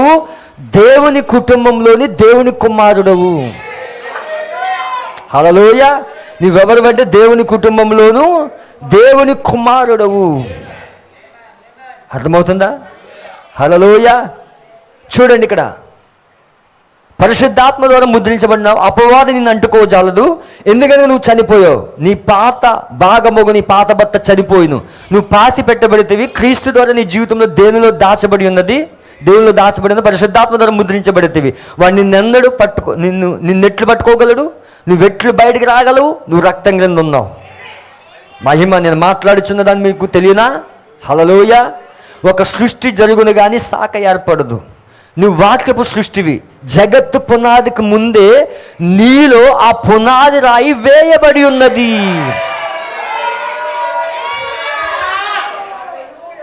నువ్వెవరివో తెలుసా? దేవుని సృష్టివి. ఇప్పుడు పునాది, మూలరాయి, తలరాయి ప్రత్యక్షత ఎవరు పొందుకుంటారంటే, ఎవరైతే జగత్తు పునాది వేయబడక మునిపే దేవుడి యొక్క మనసులో ఉన్నారో వాళ్ళకి ఆ పునాది రాయి గురించి అర్థమవుతుంది.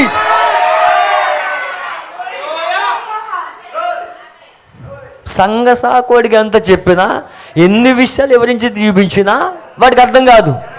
వాడికి పునాది తెలియదు, మూలరాయి తెలియదు, తలరాయి తెలియదు. కానీ ఈ ప్రత్యక్షత నీకు ఎప్పుడు వేయబడిందో తెలుసా? జగత్తు పునాది వేయబడక మునుపు, లోక పునాదులు వేయబడక మునుపు దేవుడు ఆ ప్రత్యక్షత పెట్టి పంపించాడు నేను.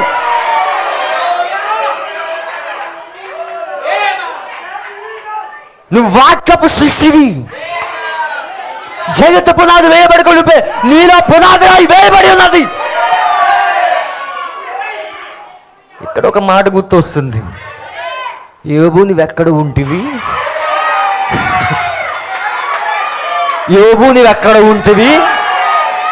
ఉదయ నక్షత్రములు కూడి పాడినప్పుడు.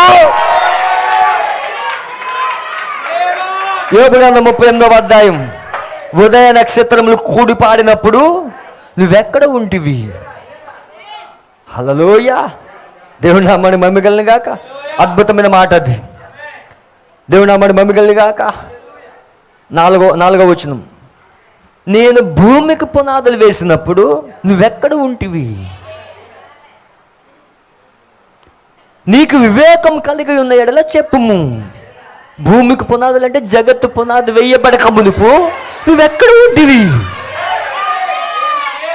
నీకు వివేకం కలిగి ఉన్న ఎడల చెప్పుము. నీకు తెలిసిన ఎడల దానికి పరిమాణం నియమించిన వాడు ఎవడే చెప్పుము. దాని మీద పరిమాణపు కొలత వేసిన వాడు ఎవడే చెప్పుము. దాని స్తంభములు పాదులు దేంతో కట్టబడినవో చెప్పుము. ఉదయ నక్షత్రములు ఏకముగా కూడి పాడినప్పుడు దేవదూతలందరూ, దేవుడి కుమారులందరూ ఆనందించి జయధ్వని చేసినప్పుడు దాని మూలరాతిని దాని కారణస్తోని వేసిన వాడెవడు?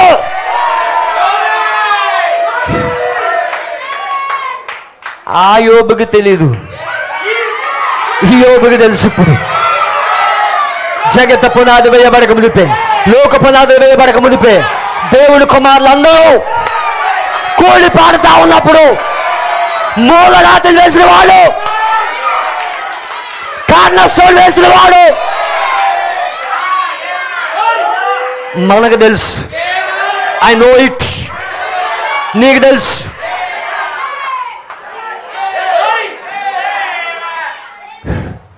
దేవుని కుమారులు కుమార్తెలుగా ఉండేటకు ముందే నిర్ణయించబడుతుంది. మరియు ప్రతి కాలంలోని రాయి మీద రాయి వచ్చుచున్నది. ఆ పిరమిడ్ ప్రతి కాలంలో రాయి మీద రాయి వచ్చుచున్నది. వచ్చుచున్న వాక్యమును బయలుపరచును. యేసు తన కాలంలో చేసినట్లు అది ఉన్నది. అన్నిటికీ తలరాయి ఆయనే. ప్రతి కాలం ఆయనలోనే దాగి ఉన్నది. ప్రతి కాలం యేసులో దాగి ఉన్నది. యేసులో మోషే ఉండును, యేసులో దావీదు ఉండును, యేసులో ప్రవక్తలు ఉండేది. నిజమేనా? యేసుని చూడండి, దాదాపు 30 వెండి నాణ్యాలకు అమ్మబడును, గోతులోనికి త్రోయబడి చనిపోయినట్లు ఎంచబడును, బయటికి తీయబడును, ఫరో కొడి చేతి యొద్దకు హెచ్చింపబడును. యేసులో యేసేబుండును. మరి ఆయన వచ్చినప్పుడు రాజుల యొక్క ప్రవక్తల యొక్క సంపూర్ణత ఆయనే. శరీర రీత్యా దైవత్వం అంతా ఆయన నివసించను. ఒక వధువును, ఒక మహోన్నత కళాకాండమును విమోచించుటకు ఆయన వచ్చెను.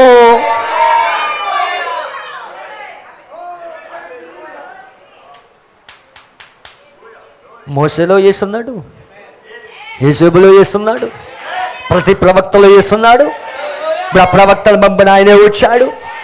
దేవుల్లో ఉన్నదంతయు క్రీస్తులో కొమ్మరించాడు. ఇప్పుడు క్రీస్తులో ఉన్నదంతయు వధువులో కొమ్మరిస్తా ఉన్నాడు. ఇప్పుడు మహోన్నత కళాకాండం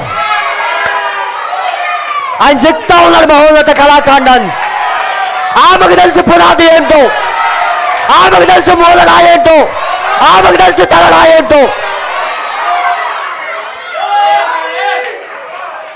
మిగతా వాళ్ళకి తెలీదు.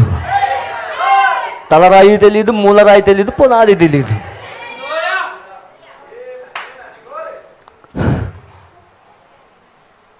రెండు 255 అద్భుతములు జరిగే దినములు గతించిపోయాయి. అటువంటివి ఏమీ లేవు. సాతాను చెప్పను, సాతానా నా వెనుక పొమ్ము. చూసారా, చూడండి, ఒక మహోన్నత కళాకాండము తోటలో నిలబడి ఉన్నది. ఒక సమయం మూలరాయి తిరిగి వచ్చెను. అన్నిటికీ శిరస్సు అదే శిరస్సు. మరి వధువు ఆయన చేర్చుకొనును, మరి వధువును ఆయన చేర్చుకొనును. స్త్రీ పురుషుల్లోని తీయబడినది, పురుషుల్లోని భాగము. ప్రతి పురుషుని జన్యువులు స్త్రీలో ఉన్నవి. వాటి ద్వారానే స్త్రీ తయారయ్యను. ఆ విధంగా సంఘంలో దేవుని యొక్క వాక్యం ఉన్నది. ఆ వాక్యమే సంఘములు దేవుని వధువుగా మార్చును. శాఖగా కాదు, వధువుగా మార్చును. శాఖ అపవాదికి చెందినది. ప్రతి శాఖ కూడా అందులో ఉన్న జనులు నేను అలాగే పిలువను. వారు మోసపుచ్చబడిన జనులు. యేసు చెప్పినట్లే ఉన్నది. గుడ్డివారికి త్రోవ చూపుతున్నారు, ఆయన వారిని బయటకు పిలవలేడు. మూలరాయి ఎవరికి అర్థమవుతుంది? పునాది ఎవరికి అర్థమవుతుంది? తలరాయి ఎవరికి అర్థమవుతుంది? ఎవరైతే ఆయన భాగంలో ఉన్నారో, ఎవరైతే దేవుని యొక్క సంకల్పంలో ఉన్నారో, దేవుని యొక్క భాగంలోంచి ఎవరైతే వచ్చారో భూమిపైకి, వారికి అర్థమవుతుంది.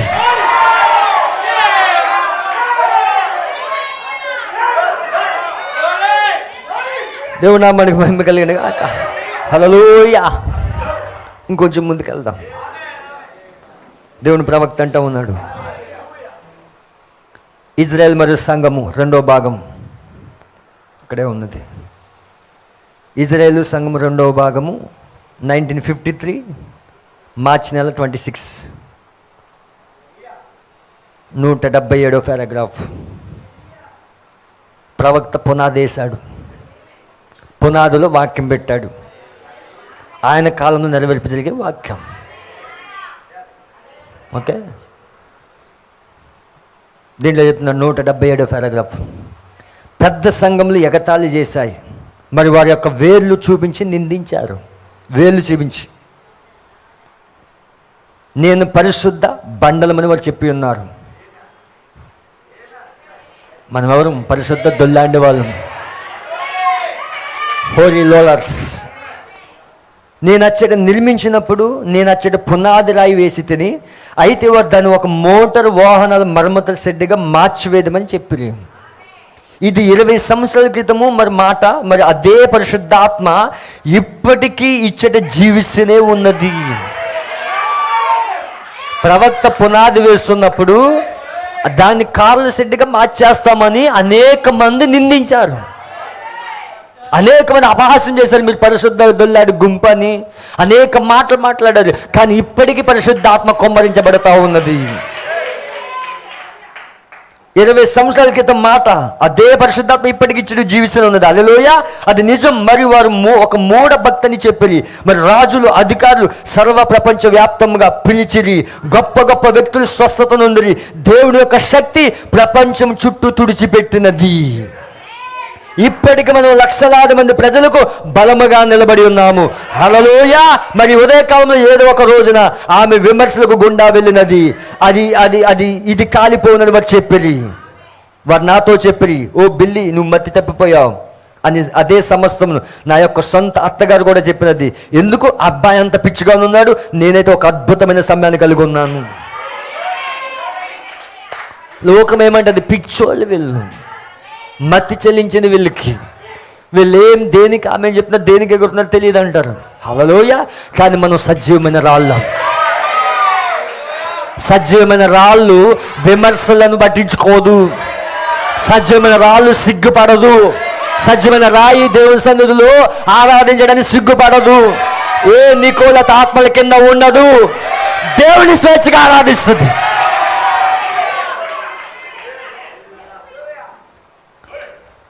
హల్లెలూయా.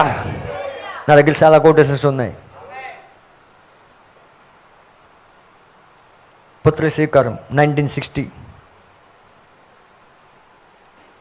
దీంట్లో అద్భుతమైన మాట ఉంటుంది. పుత్ర స్వీకారం 1960 మే నెల 2వ భాగం, పారాగ్రాఫ్ నెంబర్ 47.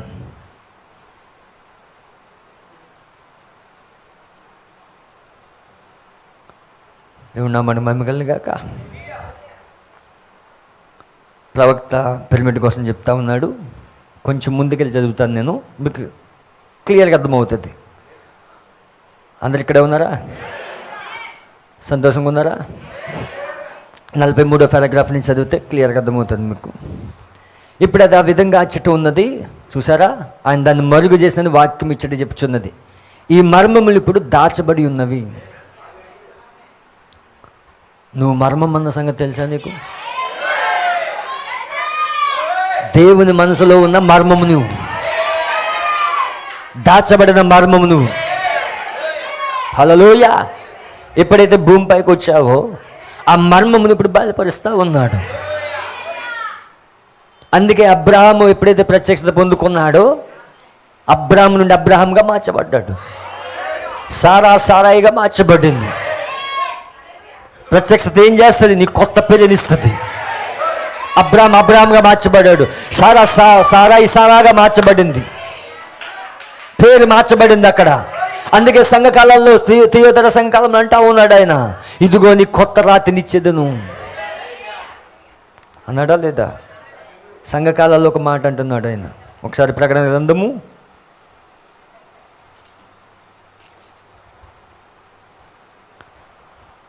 'పెర్గమ సంఘంలాగా అంటూ ఉన్నాడు,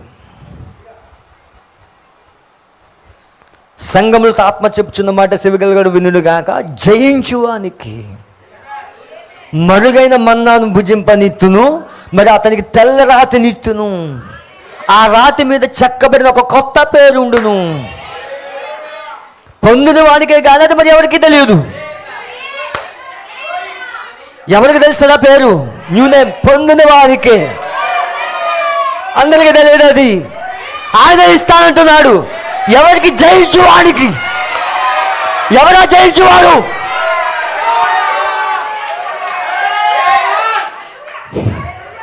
దేవుడు నామాన్ని మమ్మికలేదు కాక. ఇక్కడ ప్రవక్త అంటా ఉన్నాడు, ఈ మర్మములు ఇప్పుడు దాచబడి ఉంది, గుర్తించుకోండి. బైబిల్ ఇట్లా చెప్పింది, జగత్తు పునాది వేయబడినప్పటి నుండి దేవుని కుమారుల ప్రత్యక్షత కొరకు ఎదురు చూచుచున్నది, వారిని సంఘములకు బయలుపరచుటకై. మీరు ఇది గ్రహించారా? ఇది మీరు గ్రహించారా? తర్వాత ఆలోచన వెళ్ళేట్టుగా కొద్దిగా నా వృత్తాంతం ఆపుదును. ఇప్పుడు గుర్తించుకోండి, గతించిన కాలంలన్నిటిలోనూ, మోసే కాలంలోను, ప్రవక్తల కాలంలోను, గతించిన కాలంలన్నిటిలోనూ లేఖనముల ప్రకారము ఈ కడవరి కాలం వరకు ఈ విషయములు బహిర్గతమగునేమోనని వారు ఎదురు చూచిరి. అవును, వాస్తవం. అది దేవుని కుమారులను అది ప్రత్యక్షపరచబడవలసి ఉన్నది. ఎందువలన?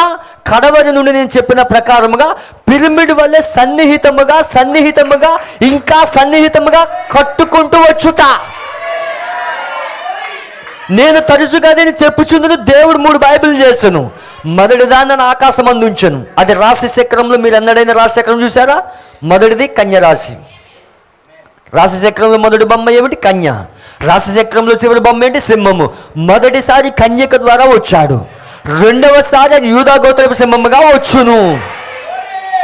1960లో చెప్పాడిన, యూదా గోత్రపు సింహముగా వచ్చును. తరువాత దాన్ని ఆయన పిరమిడ్లో చేశాను. పూర్వకాలంలో హానోకు కాలంలో వారు పిరమిడ్లు నిర్మించిరి, వారు వాటిని కొలిచిరి. అది నాకు అర్థం కాలేదు. యుద్ధ సమయంలో వారు మోకాళ్ళపై ఎంతో నిలబడి యుద్ధం యొక్క ఆ యొక్క దూరములు కొలవగలరు. ఇప్పుడు వారు ఎచ్చడి కొలుచున్నారని మీరు ఎరుగురా? రాజు యొక్క గదిని. ఈ పిరమిడ్ పైకి వెళ్ళను దాన్ని మనం గుర్తించలేము. ఈనాడు మనకున్న వీటన్నిటిని కూడా మనం దాన్ని నిర్మించలేము. దాని యొక్క ఎత్తు పెరుగుచుండగా దాని యొక్క చివరి భాగము సూది వలె నిర్మించబడినది.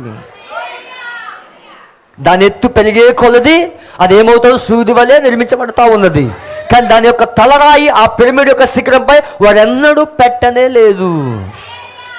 ఐగుప్తు దేశమందు పెద్ద పిరమిడ్ల గురించి మీరు అర్థం చేసుకున్నారా లేదో నాకు తెలియదు.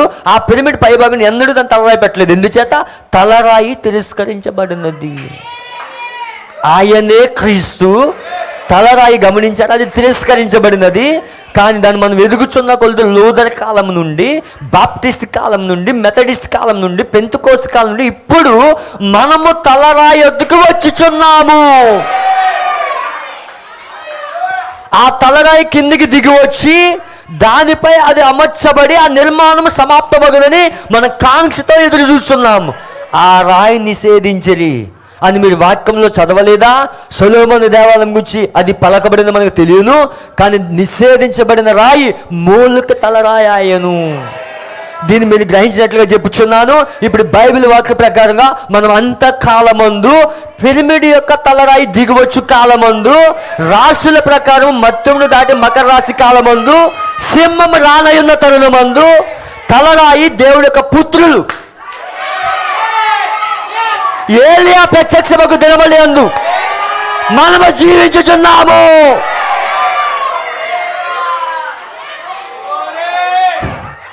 మనం ఏ కాలంలో ఉన్నాం?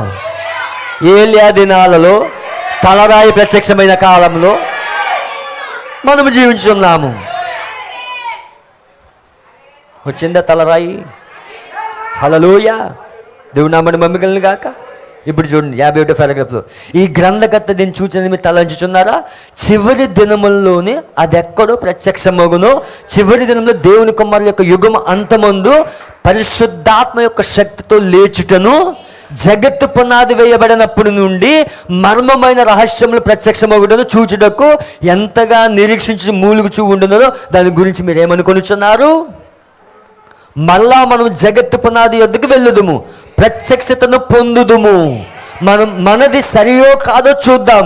దేవుడిని నేను తండ్రి అని పిలిచిన తప్పు కాదు, మీరు అపార్థం చేసుకోగలరు. కానీ తండ్రికి కొందరు పిల్లలు కావాలను.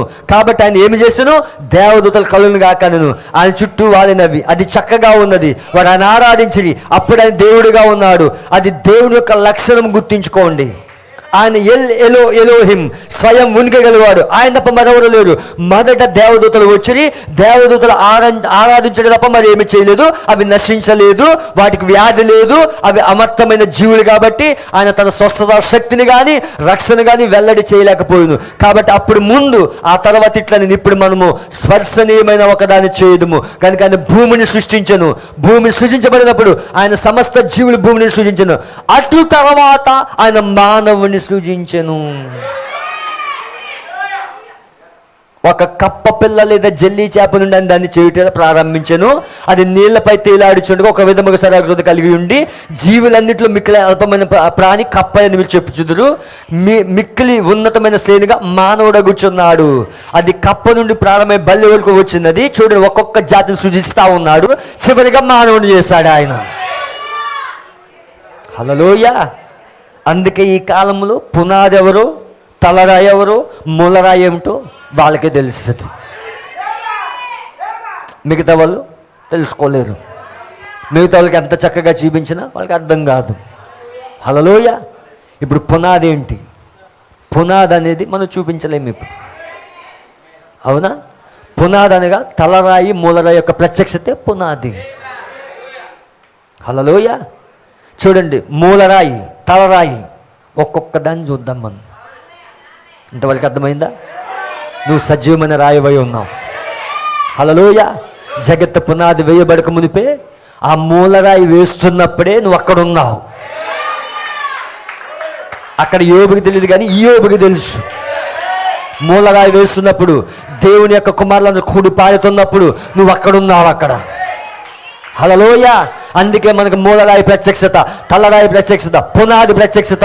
మరి మనం జగత్తు పునాది వేయబడక మునిపే మనం దాన్ని కలిగి ఉన్నాం ఇప్పుడు.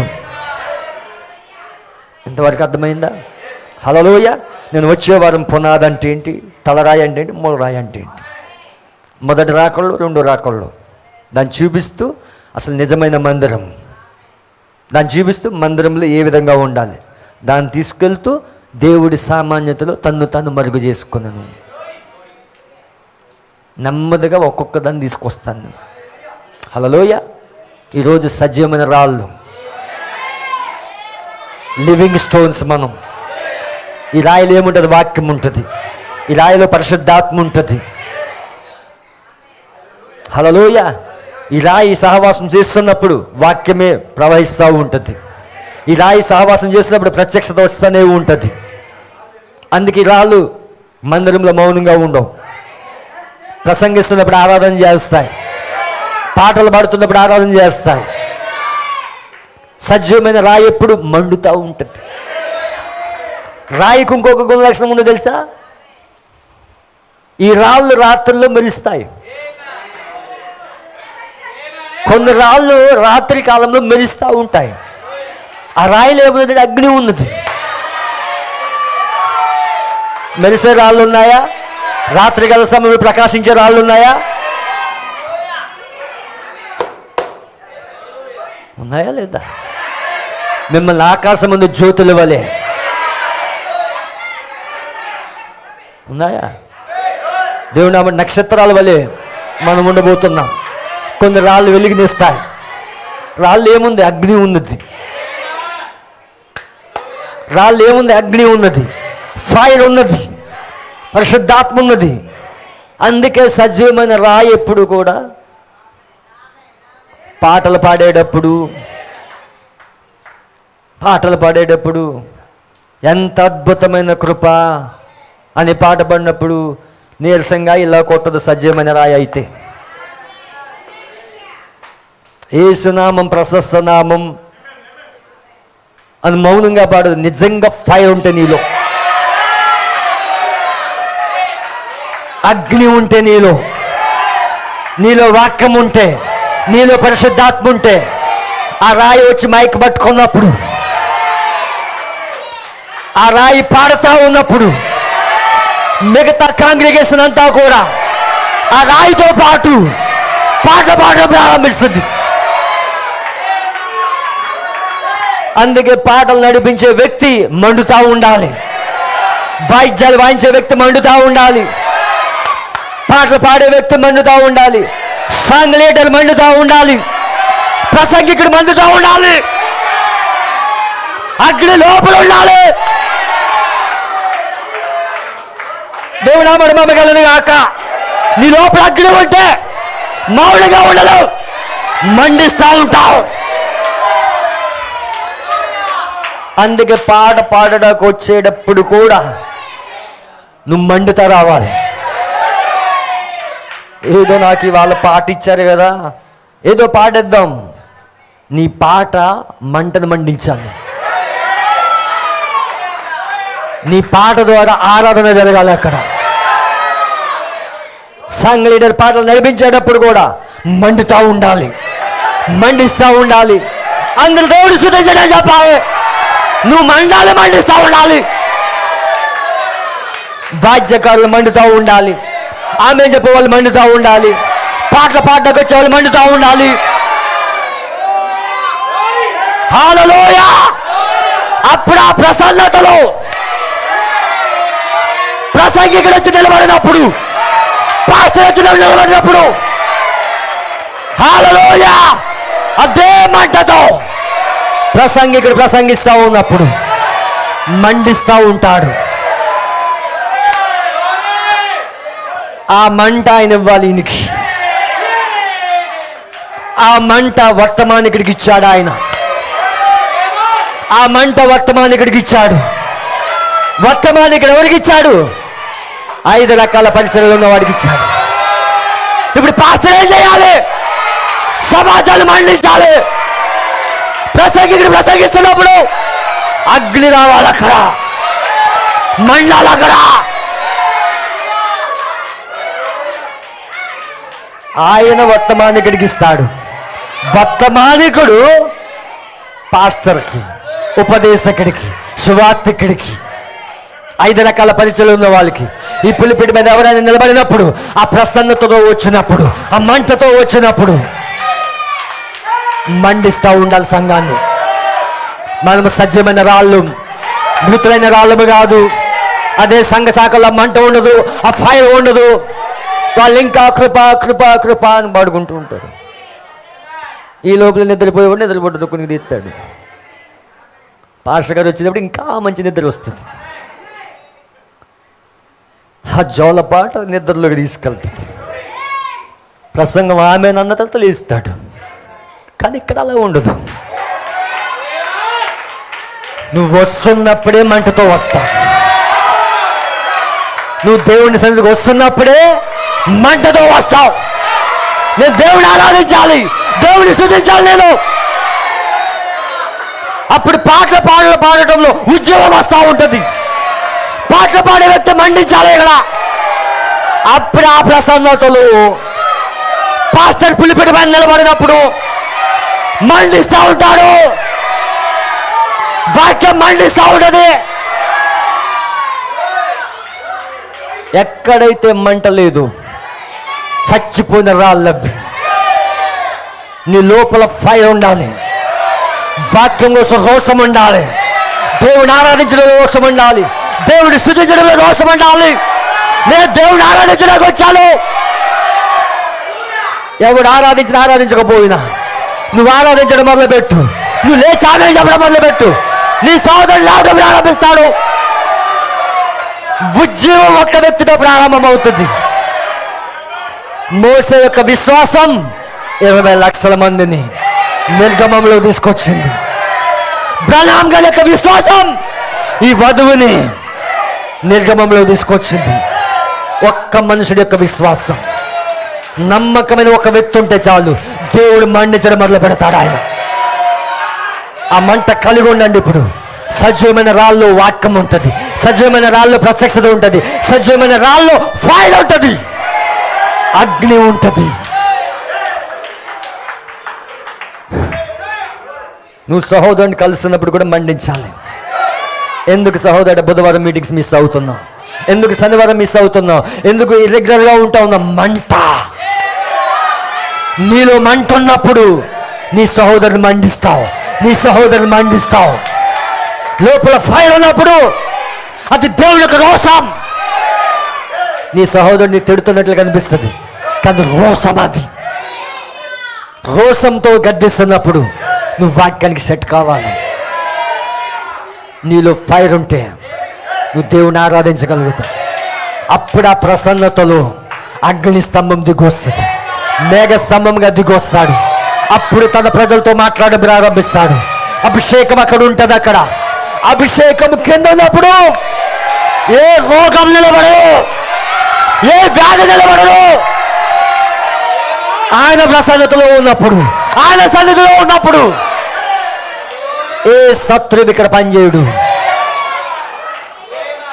అది సంఘం ఉండవలసిన స్థానం. అప్పుడు ఆరాధించడం మొదలు పెట్టండి, అప్పుడు దేవుని స్తుతించడం మొదలు పెట్టండి. దేవుని యొక్క ఆత్మ ఇక్కడ రాకపోతుందని అడగండి. దేవుడి దిగు వచ్చి ఆయన ఏం కోరుకుంటాడో తెలుసా? ఆ మూల ఆమెన్, ఈ మూల ఆమెన్, ఆ మూల ఆమెన్, ఆ కార్లస్ ఆమెన్. చూస్తా ఉన్నాడు ఆయన, సంఘపైకి దిగి వస్తా ఉన్నాడు. సేవకుడు సరిగా మలిక చేసి మాట్లాడుతూ ఉన్నాడు. దేవుని నామాన్ని మహిమగలను గాక. ఆ దూతకి నీ ఆమెన్ అంటే ఇస్తాం, ఆ దూతకి నీ ఆమెన్ అంటే ఇస్తాం, ఆ దూతకి నీ హల్లెలూయా అంటే ఇస్తాం. హత్తిరెడ్డి ఆమెన్లకి దిగొచ్చాడు ఆయన. ఈరోజు వదులకి ఆమెన్లకి దిగొస్తాడు ఆయన. నమ్మండి, ఉదయకాలం ఆయన దిగొచ్చాడు ఇక్కడికి. ఆయన ప్రసన్నత ఇక్కడ ఉన్నది. నీ రెండు హస్తాలు ఎత్తి అడుగు, నన్ను స్వస్థపరచు ప్రభువా.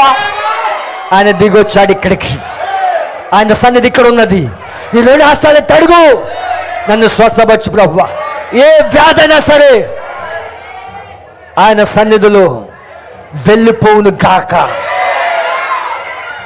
నీకు ఎలాంటి సమస్య ఉన్నా సరే ఈ ఉదయం నీ రెండు హస్తాలు ఎత్తి, ఇదిగో ప్రభా నా సమస్య, నా చెయ్యెత్తుతున్నాను, నీ సమస్య పోవును గాక. ఆయన సన్నిధి ఇక్కడ ఉందని నమ్మండి. నీ రెండు హస్తాలు ఎత్తి దేవుని ఆరాధించు, దేవుని స్తుతించు. ఆ మంట నీలోంచి రావాలి ఇప్పుడు, అగ్నిలోంచి రావాలి ఇప్పుడు. ఆ వాక్యం నీలో ప్రవహించాలి, ఆ పరిశుద్ధాత్మ నీలో ప్రవహించాలి. రాయికి రాయికి గేపు లేకుండా దేవుని స్తుతించే ఉదయకాల సమయంలో ఇదిగో ప్రభు నా జీవితానికి సమర్పిస్తా ఉన్నాను. Thank you Jesus. Hallelujah, hallelujah, hallelujah. Brothers వచ్చినట్లయితే హల్లెలూయా. అందరూ కూడా దేవుడి స్తుతించండి. ఇదిగో నా జీవితానికి సమర్పిస్తా ఉన్నాను, నా రెండు హస్తాలు ఎత్తుతా ఉన్నాను. ఓ ప్రభువా నీకు వందనాలు. నీ సన్నిధిని అనుభవించాను, నీ ప్రసన్నిధి ఇక్కడ చూశాను. ఇదిగో ప్రభువా నేను మౌనంగా ఉండడానికి రాలేదు, నేను మండాలి ప్రభువా, అనేకలు మండించాలి ప్రభువా. నాలో వాక్యం ప్రవహించాలి, నాలో ప్రత్యక్షత ప్రవహించాలి, నాలో పరిశుద్ధాత్మ ప్రవాహం ఉండాలి. Thank you Jesus. హల్లెలూయా. అందరూ దేవుడికి సమర్పించుకోండి. నా